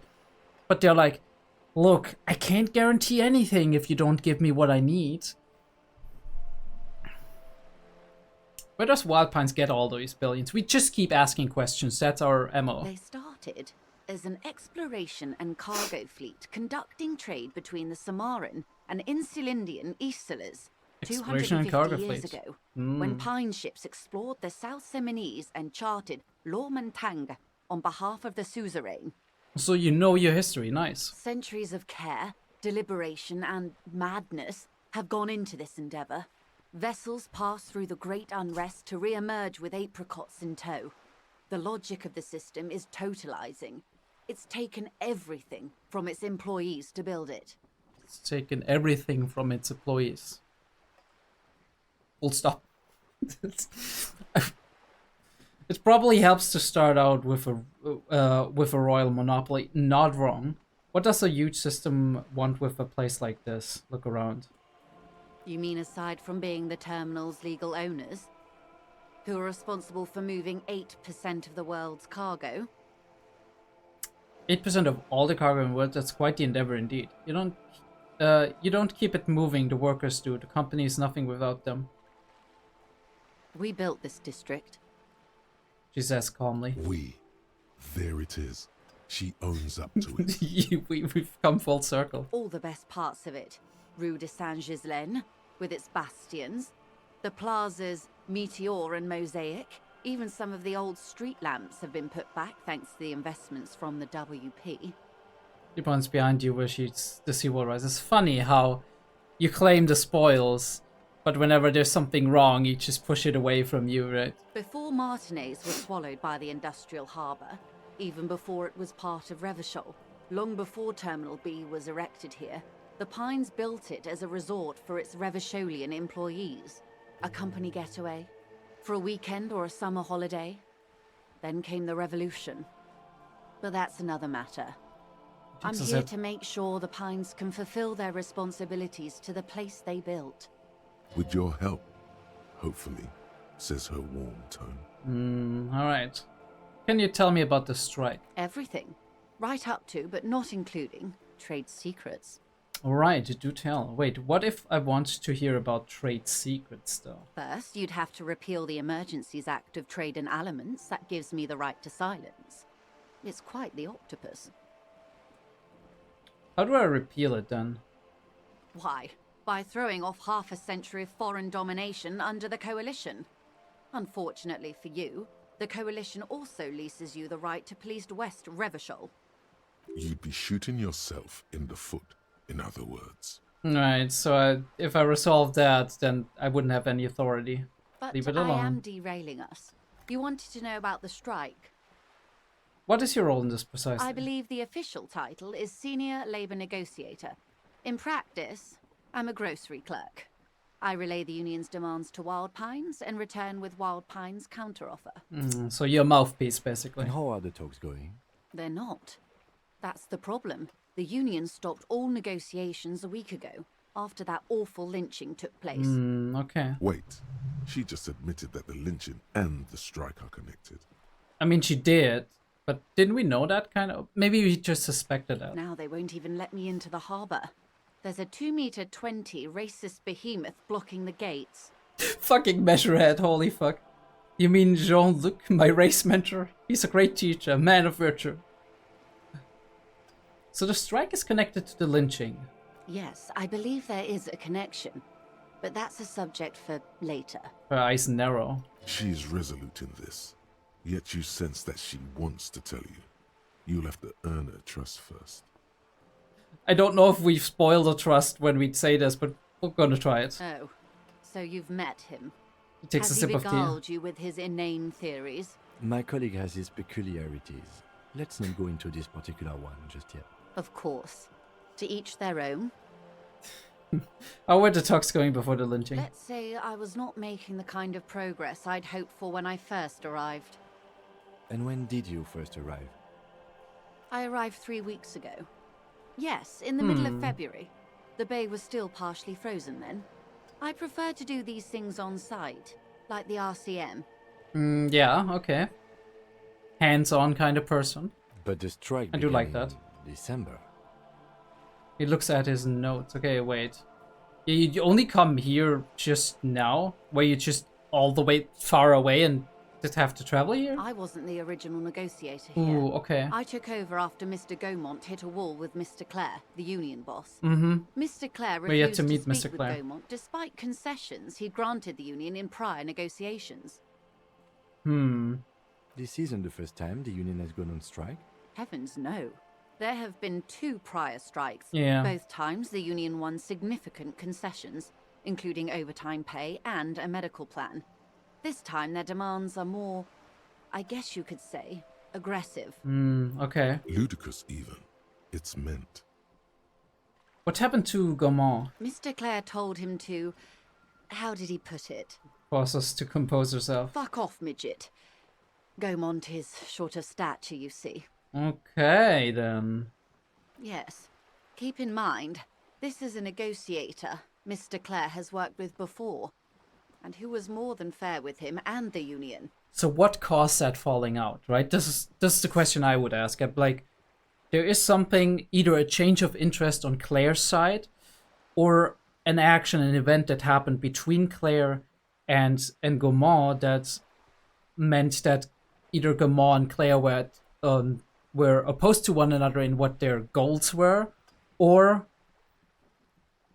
there was something more personal, more private happening between the two of them.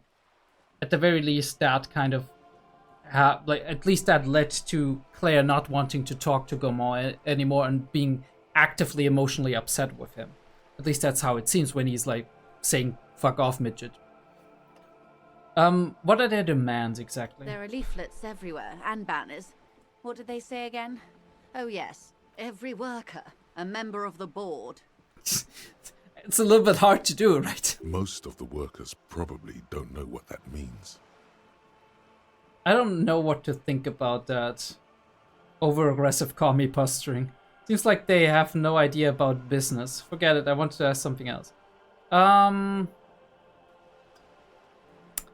It's like they really don't have an idea about business. In its defense, another said, demand democracy. Pretty tame stuff compared to every worker a member of the board. Most of them probably don't know what that means. Fortunately, they explained it. Every time the Wild Pines group makes a decision about anything, it needs the signature of each of the 2,200 workers in its Martinez terminal. I mean, that's a little bit ludicrous. Just so you understand, this is but one of 22 terminals owned by Wild Pines. Essentially, not only are they kings of the company, they are also kings of the 72,000 employees of Wild Pines. For all the other ones, right? That's pretty funny, I have to admit. The workers can't be kings. The king is king. King is dead. Long live the workers. That's pretty funny, I have to admit. They're having a blast. But how can they afford it? After 4 months, my assumption was they would prefer a more practical solution. But they don't. So who and what is keeping them motivated to actually go through with this ludicrous demand? What are you going to do? I'm not sure. Naturally, I assume that was just their opening position. A hard-nosed tactic with a side of mockery. But there's been no follow-up, just the same nonsensical slogan repeated over and over again. Right, so we're going into the territory of maybe not even wanting a solution, but rather taking the denial of that ludicrous demand as an excuse to enact violence or to maybe just to oppose the other side. And now, people are getting lynched, I hear. Behind the whirling in rags. A disastrous situation if there ever was one. Excuse me, from whom did you hear about this lynching? Yeah, I mean, we heard about the murder, but why did she hear lynching? I first heard it from the boyer at the gates. The one whose very name advertises his aversion to work. I think he said it was, "Call me mañana." This checks out. The scabs at the gate, did you put them there? The scabs? You mean the huddled masses of Jamrock, come to plead for work where the union refuses to? Yeah. Don't let her answer it herself. Don't let her answer it herself.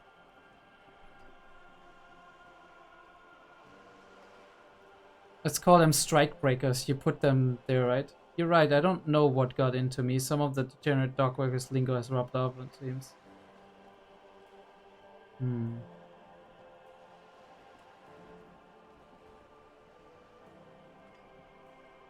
Let's call them strike breakers. You put them there, right? If these strike breakers were organized by Wild Pines or its affiliates, then it would be a company secret. I could not share it with you. Not yet, at least. That means she isn't denying it, which kind of almost confirms it. It's implied. She's open to discussing this matter with you at a later occasion. I don't know why she wants to discuss that at a later occasion. Maybe I need to earn trust. Tell me about this union boss, Mr. Clare. Everard Clare is a man of the utmost integrity. Is he now? If you can say one thing about him, it's that he always puts the interests of the workers first. Of course not. Everard is fantastically corrupt. I imagine he has a thick, viscous goo where you and I have blood. Is he that bad? He is the most corrupt individual I have ever seen, and I deal with men like him for a living. If there is anyone more venal, more irredeemably nepotistic, then it's his twin brother, Edgar. Wait, he has a twin fucking brother? What the fuck is going on? How do I know I don't fucking meet Edgar when I'm actually supposed to meet Edward? Or Everard, whatever that name is. Wait, there are two of them? Yes. Exactly. Edgar looks exactly like his brother, except for that lazy eye. He also talks exactly like Everard does. And when one's term as foreman is up, the other takes over. And when one's term as foreman is up, the other takes over. So they're both in the same or similar position, basically? It's how they circumvent the term limits, you see, with a funny little switcheroo. Fuck me, While dude. in office, they've embezzled God knows how much of their workers' dues. What about the union itself outside the brothers, Claire? The Debardeurs Union was once a perfectly normal institution. 20 years ago, anyway. It must not have been easy to establish under the Emergency Act, but they did it. I can respect that. Organized labor at its best, as they say. Okay. Then something happened in the local chapter elections. The brothers Clare came and transformed it into a... how do you say? She hesitates, looking for the right expression. A sham? A mob. The A mob. Demanders are a crime syndicate. Sad as it may be, I suspect we'll be forced to cooperate with them. Refreshingly honest, officer. The company has tried appeasing in the past, but I'm afraid our concessions have only emboldened Everard and his brother. And your opinion, Detective, if I may ask? I'm a curious and talkative person, you see. Would you say the Débardeurs Union is... an effective advocate for the rights of the local working man. A giant leech sucking the life out of Revachol. Kind of, right? Basically a socialist mob. No. That's not what it is. I'm pretty sure that's not what it is. We're not to have an opinion, right? A giant leech. Indeed. And a hungry one. Sadly, Wild Pines have cooperated with what amounts to a crime syndicate for 2 decades. However much you feed the leech always hungers. The problem is not with what they achieve for the workers. I'm sure they achieve a couple of minor things for the workers. The problem is with the amount of fucking profit they take away from the workers, right? With their corruption, with their, like, actual criminal stuff that's happening there. And how they use the workers as a shield, basically, and as, like I mean, we know the union is law, basically, here, almost. Right? So there's, like, they're taking the law in their own hands. Which is really hard. I mean, obviously there's no police force here, so crime is kind of a definition of who actually says it's a crime, right? If the union rules here, basically, it means that if the union says this isn't a crime, then the only thing we can do is actually try to find a way to get them in some way, right? On a more official level, right? Maybe even have to use force at some point in time, but not if the collateral is too high, because this is not what we want as, like, the police force. One more thing. You said something happened in the elections? I'm glad you asked. There was a woman, the previous forewoman of the union. She disappeared. Ooh, okay. Disappeared? Yes. On the last day of the local chapter elections, her daughter phoned in and said she wasn't running anymore, or coming to work. Ever. End of story. Her daughter, not her herself. This forewoman, her name? Eerie. This forewoman, her name? Sadly, the company records do not even give a name. She's just forewoman in private correspondence. Holly. Holly. I don't even know if it's a sir or given name, and I don't have access to the union's files. Of course, but maybe we can get in there. Find some files. That would be a big one. Downright haunting, if you ask me. The Wild Pines suspected foul play, but what could they do? It was a union matter. That's the problem if jurisdictions aren't cleared up. These kinds of things happen around the Clares. Watch out when you're dealing with him. You need to. Thank you for your concern, ma'am. We'll be just fine. Alright, that's all I need here. Let's change the Of topic. course. How else can I help? Do you know anything about this lynching? Quite a few things, I'm afraid. If I was silent for a moment, contemplating something. The information I'm to share with you includes sensitive trade secrets. Ooh. For the sake of my employer, I have to ask for your names and badge numbers. Of course, ma'am. We should have introduced ourselves. I am Lieutenant Kitsuragi from Precinct 57, and this is my colleague from Precinct 41. I'm afraid he doesn't have his badge at the moment. I hope mine will suffice. How curious. Why is that, Detective? Awkwardness washes over the conversation. The woman doesn't like this turn of events. Remember when my partner told you I'd recently suffered from an unusual medical episode? My lost badge is related to it. I see. So, are you She's saying you increasingly lost worried. your badge during the course of this episode? It's possible. After the night of heavy drinking, I lost all memory of my life in the world. I could have eaten it for all I know. I don't remember anything. This world, the city, nothing. This is hard, right? I'm like, this is what I'm afraid of. If I'm being honest, right, which I have the instinct to do because I'm normally an honest person, what I would be doing is like possibly maybe undermining her trust in me, and as such she's not giving me the information I actually need. If I say yes, I could just kind of get my way through it, but at the same time I don't know if my ability to kind of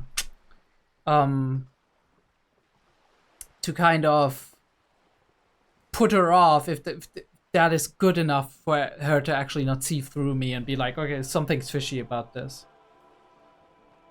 Oh dear. Some kind of encephalopathic amnesia. I don't even know how to respond. I do believe you, naive as that may sound.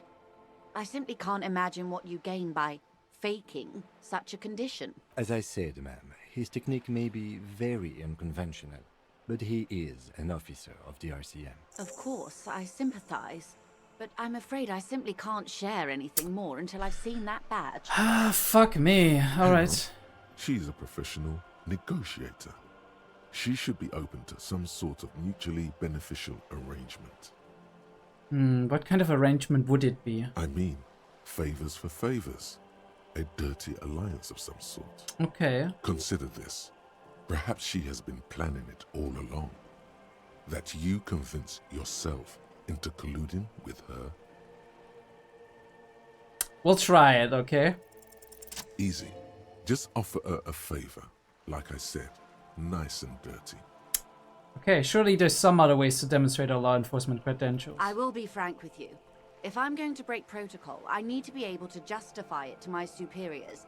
They're going to want to see something very tangible. So we're gonna help the big company. You're in, but expect her to drive a hard bargain. Like what? Reports from inside Terminal B suggest it's a hub for the local drug trade. This is an open secret in Martinez. The Union controls the terminal, so it goes to reason. The company has tried looking into this matter before, to no avail.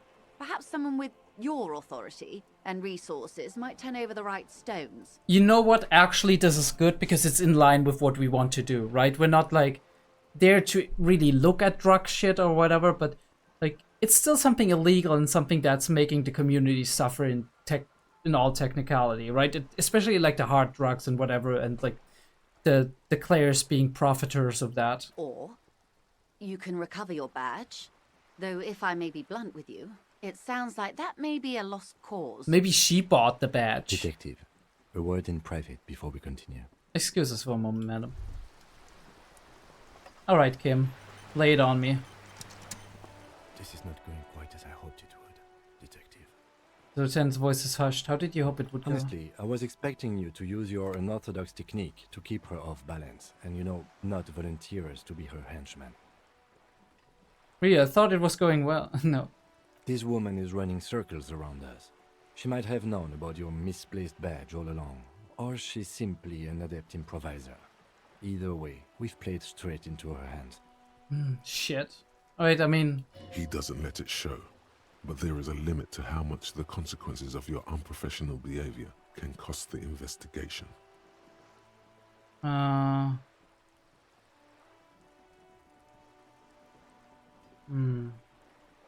do you propose that we don't investigate the drug trafficking? No. If there is reasonable suspicion, we must investigate. Otherwise, she could claim we are siding with the Union, or that we are on their take. We'd never hear the end of it. What I propose is, we ask her, then we investigate, briefly. But do not share the outcome of this investigation with her. We tell her it's done, and demand for her information on the lynching.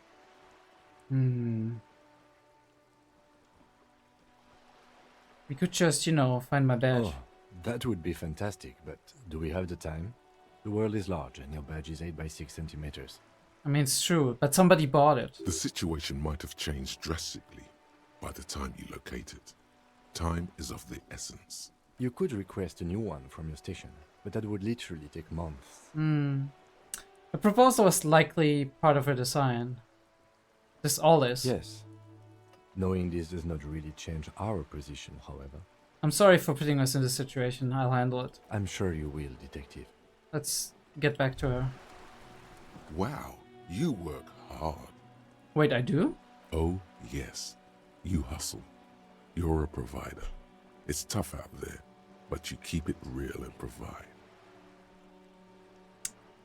I guess I do, yeah. Oh yeah, like a horse, a workhorse, for hard work. What hard work do I do exactly? Look at yourself. You're a human pedometer.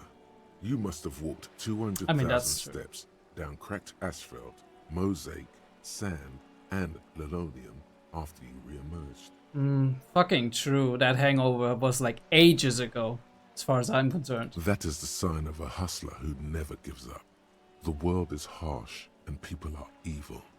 You didn't make it that way, and you won't let it break you. You ride. I fucking ride till I die, bitch. That's just what it's like. Life and death. But you got gills on your side, baby. Got those black papers with the faces of the innocents on them. You bring in the Franco Negros and the Solas. Hell fucking yeah. It ain't easy, but you do it. Day in and day out. You didn't make the rules, but you won't lose. You're a cop and a sprinter. And a money printer. Holy fucking shit. Spit. Oh, and then there's pawning stuff off to that suspicious Roy guy. I guess I've made some grills. Yeah, you're in the sales business. Shake Shake it. 'em for shit and then pawn it off. Law officer style. I guess I've made some gills, sure. Sure. And has it been easy? Is life easy? Have you not gone into cardiac arrest? Are you not about to have an anxiety attack or shoot yourself in the mouth? But you still hustle 24/7, ride or die. Now, ask yourself. What? What should I ask myself? Are you rich? No, I'm actually not. That's right. You work harder than anyone. You almost rode yourself to the grave and you're still practically a hobo. Why is that? Because I had guard guys riding my ass, no. The system is broken. There's a market for corrupt cops out there, but the immigrant cops have priced them. Fuck me. Fucking taxes, man. Fucking taxes. I don't know, why am I so poor? The system is fucking broken. Boo-hoo. The system is broken. The establishment is keeping me down. That's not the fuck yeah attitude you're used to. What is this? Why are you so poor? Fucking taxes, man. That's right. 100%. Fucking G-Man's got his jam-covered sticky fingers in your pocket, stealing from you every time you buy, sell, walk, talk, fart, so much as sneeze. Aren't taxes almost non-existent in the Gossamer state that is Revachol? I thought there were no taxes. You and I both, but they got those indirect modes of taxation. Sales tax, excise duty, extraction tax. This tax that doesn't even have a name.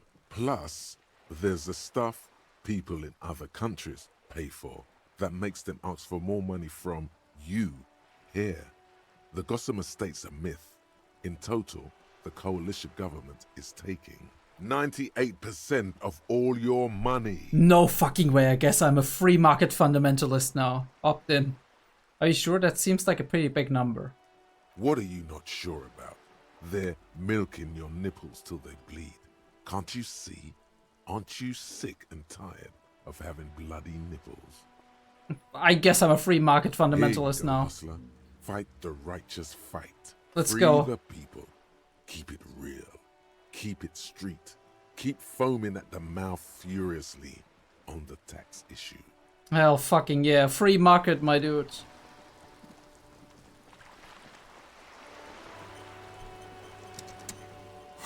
We have another one. Funny. Alright, so we'll stick to what Kim has actually been saying. By the way, let me see if I can help some with my stuff. Reaction speed, rhetoric, composure. We might want some composure, right? But we need suggestions, so maybe. Esprit de corps. See, the thing we have like with Esprit de corps is that we can actually kind of like maybe get a little bit more out of what cop speak is, but it's cop culture, right? So talking to somebody is like getting behind somebody's schemes is not cop culture, so I guess that doesn't help me. How what do we have here? Interfacing. We need that in a second probably. There's like conceptualization versus suggestions, which I'm not that. Okay, let's talk to her again. Let's see what we can do. You're back. Good. What can I help you with? Not an umbrella, I hope. I don't need one myself, you see. I could use a coat like that. The rain is freezing. Sadly, I need this one myself. It's hydrophobic, repels water, almost magically. The company makes them for offshore platform personnel. Very sturdy. I can see how this is useful. What I can do for you is answer some questions. Nothing like talking to pass a rainy day. You seem smart. I need someone to give me a lowdown on this reality we're in. This reality? She puts her hood closer around her neck. Yes, reality is your side case. It is. It fucking is. We need to get a reality check. Experimental side case. In conducting a personal investigation into the world I find myself in. Related to that medical episode, I have trouble remembering even the most basic terms of reality. No, time to explain it. Just give me the lowdown. Actually, now is not a good time. I'm conducting a personal investigation into the world I find myself in. Truly curious. A sort of philosopher detective. Indeed. My theory is that this inquiry into the nature of reality will ultimately converge with our murder investigation.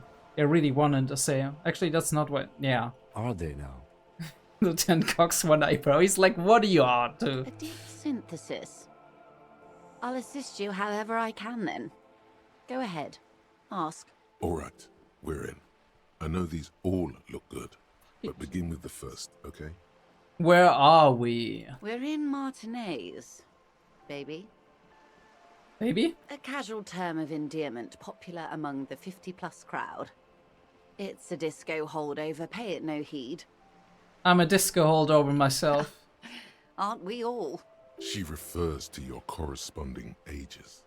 What is Martinez? Martinez is a district of Revachol. Looks around her A green very raincoat small flapping in the district wind. tucked away near the industrial harbour, north of the 881 and Jamrock. We know as much, probably. You would be excused for not knowing about it. Unimportant, they say. Forgotten, even. Shelled to smithereens. Shelled to during the Revolution. smithereens, indeed. It has its charms, just not this time of year. Tell me more about Martinez. I'm not a good ambassador. I've only been here once before, as a teenager. She closes her eyes. Not a lot has changed. There are ruins, a terminal, fishing boats, reeds, boys with boxy shoulders.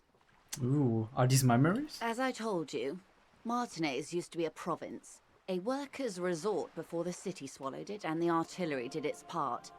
Now the reeds are the real star of the show here.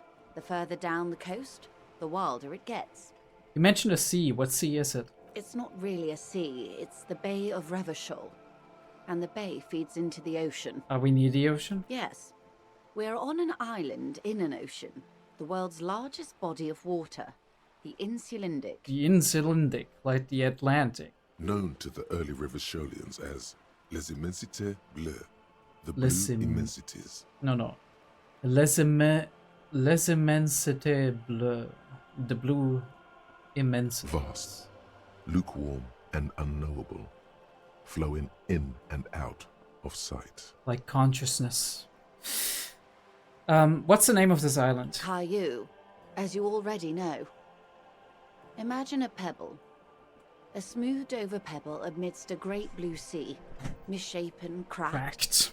The cracks are the river Esperance. Esperance. We're in the delta of this river, on the 6th branch, the Martinez distributary. It is clear this pebble is of enormous value to her. Empathy. And to humanity at large. Okay, that's Martinez. What's Revachol? Revachol? Revachol is what you call a city. What kind of city is Revachol? The great kind.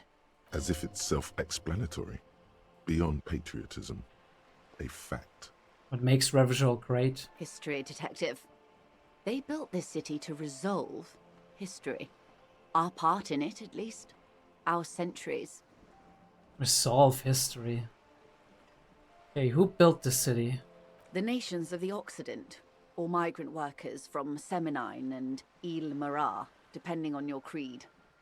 The nations of the Occident. When was Revachol built? In the DeLorean century. 380 years ago. That is somewhat of a rich history. Not too old, but not too young either. And why will it resolve history? They say it's where the terrible questions of our time will be answered.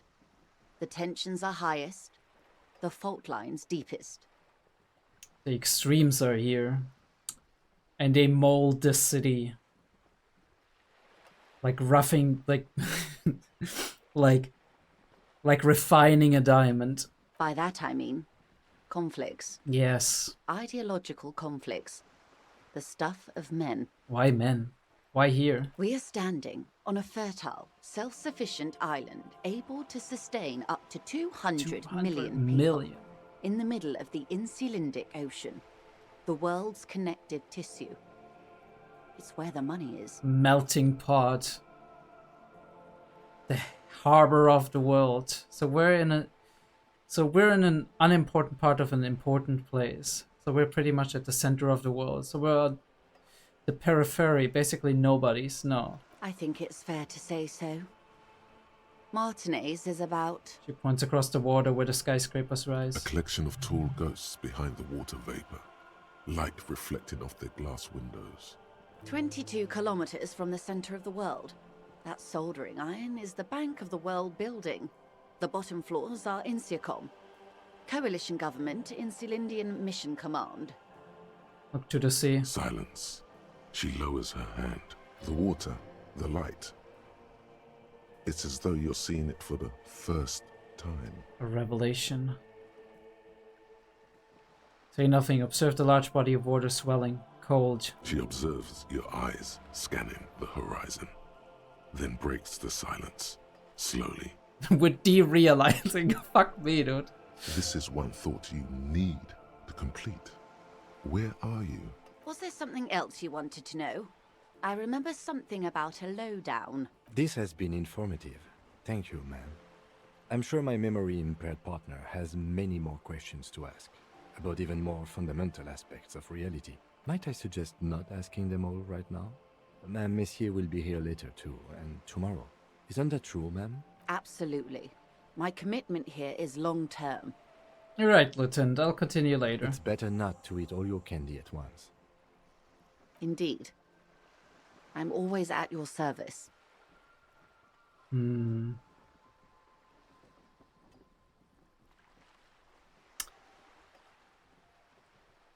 Very interesting. Yeah, maybe we ask him later. That's all for now. Glad to have been of assistance. The little that I know. Anything else? Yeah, do you know something about these tattoos? That's the man who was killed.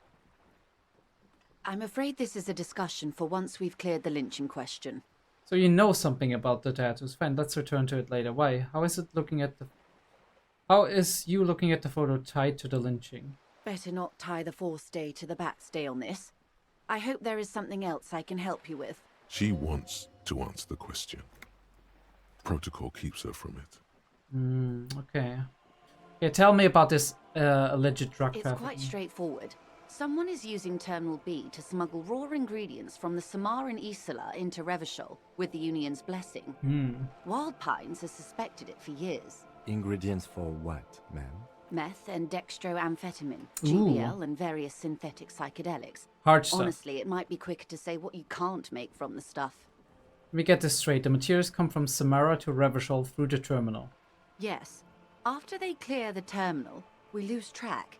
The actual production is taking place at various sites in and around Jamrock Quarter, north of here. My home district. Wild Pine seems to be well apprised of the local drug trade, ma'am. Do you mean to say the Union also produces the product? Sells drugs, I mean? We're in logistics. It's our business to know. And no. As far as the company knows, the Union does not produce it. Yeah. They transport the ingredients for a cut. Yeah, because they are the ones who actually can kind of smuggle it through. And you want us to investigate. Yes, but you won't get anything out of Evrat and the Dock Workers Union. Still, every chain has its weak link. Who or what is the weak link? The handoff. The motor lorries at the roundabout. Ooh, okay. The lorries? Precisely. Someone needs to move the ingredients from the harbour into the city. Once they reach Jamrock, they're distributed to a network of local manufacturers well beyond our grasp. But in transit, they're vulnerable. How convenient that they're stranded like beached whales at that roundabout. I was thinking the same thing just now. Perhaps you've noticed that a number of lorries are tangled in a traffic jam at the roundabout just now. Interview the drivers who are still hanging about.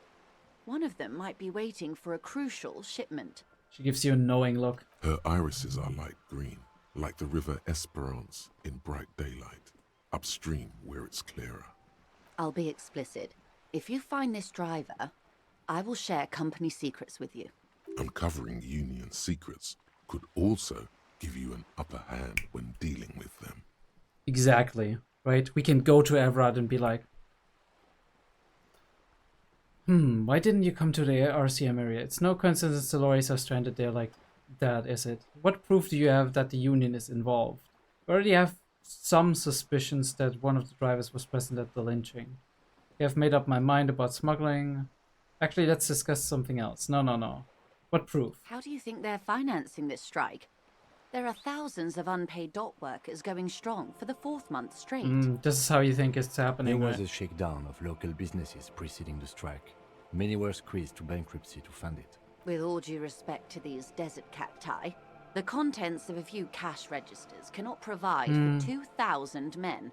The local businesses can scarcely provide for themselves. You think the strike is being funded with the source ingredients for drugs? Precisely. Smuggled out of that very gate at night, most likely, then loaded onto lorries and driven to Jamrock. You simply need to find one driver who will open up to you. And if we rat them out, basically Wild Pines will resolve the strike without having to resolve the strike or give in to the demands. It sounds like she tried looking into it herself, though she's clearly not the type your typical lorryman would confide in. Yeah. It's no coincidence they're stranded here, is it? No. We asked East Motor Track to raise the drawbridge. The road company is a partner of one of our subsidiaries. However, this is a limited time opportunity. Once the complaint has been processed by the trade committee, they'll have no choice but to lower the drawbridge, and the operation will continue. She looks north. Thousands of liters of raw ingredients will pour onto the streets of Revachol. Not the east across the river, but the west. The vulnerable, the weary. Well, at least this solves one mystery. What is that, Lieutenant? Why I had to call East Motor Track and beg them to open a drawbridge for me.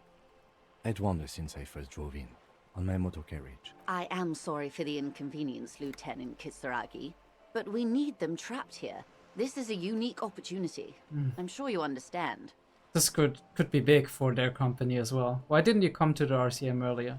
I feel like though, like she cares a little bit, right? Like yes, she is representing the big company, but she also she doesn't want that on the streets. We did. On more than one occasion. Apparently, there's some sort of inter-precinct disagreement about whose jurisdiction this area falls under. God damn it. We know the company has launched its own probe into the union's alleged involvement. We also know it's come up empty. It's not just the RCM. No one's been able to find any hard evidence. Well, here's your chance, officers. I don't want to say that we already have some suspicions that Drivers was present at the lynching. Maybe we want to. The two might even be connected. Or not. Though, if you have evidence to the contrary, I'm eager to hear it. As eager as I am to share it, Lieutenant, once the job is done. Okay, I've made up my mind. Yes? We will take this case, prop the driver, see what it yields. Excellent. According to my reports, there are at least 3 lorry drivers lingering near the roundabout. Hopefully one of them will know something.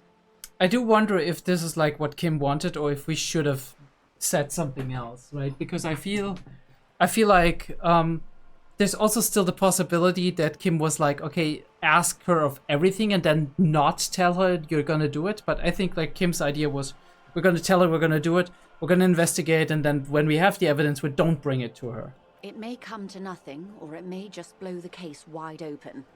I can keep the drawbridge up for a few more days at least. You should have the time you need. Okay. In the meantime, let me know if there's any other way I may be of assistance. Thank you, that's all for now. Of course, Detective. What happened? Kind of superstar. Ooh. Okay. Bring it on. They say the world isn't ready for a rock and roll cop. No one wants their state monopoly on violence to be mixed with celebrity worship.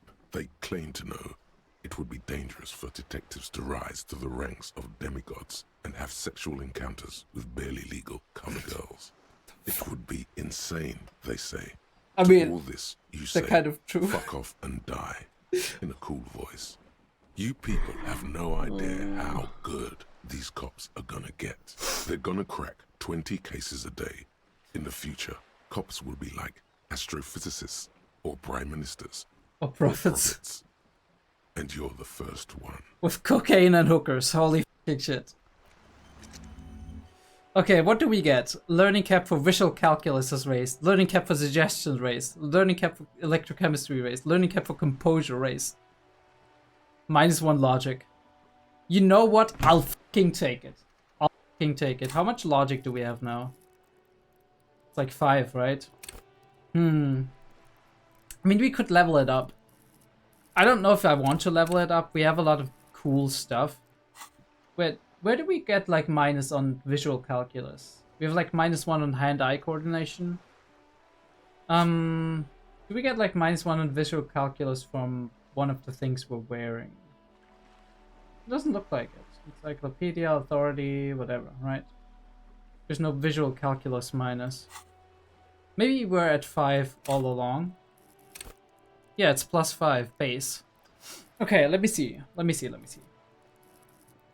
What we have to deal with now is we want to investigate shit, right? Like, question people, find stuff, right? And we need to negotiate as well with, like, that Eva Claire f***ing idiot. So I do feel like what we need is probably suggestion. Well, holy shit, how are we already at 4 suggestion? I mean, however we did it, we're at almost the same thing as rhetoric now. Persuasion, rigorous intercourse. Charm men and women, play the puppet master. I do wonder if we want to do suggestion or if we want to continue on empathy, because I feel like empathy would kind of like push us more in the area of like trying to get to what people really want, right? I guess I'll go empathy because we want to be empathy cop anyway, right? And then we'll see where it leads us, because we still have a lot of like grounds to make, so it's not like, yeah, I mean, we can still do a lot of shit, so this is what we do with that.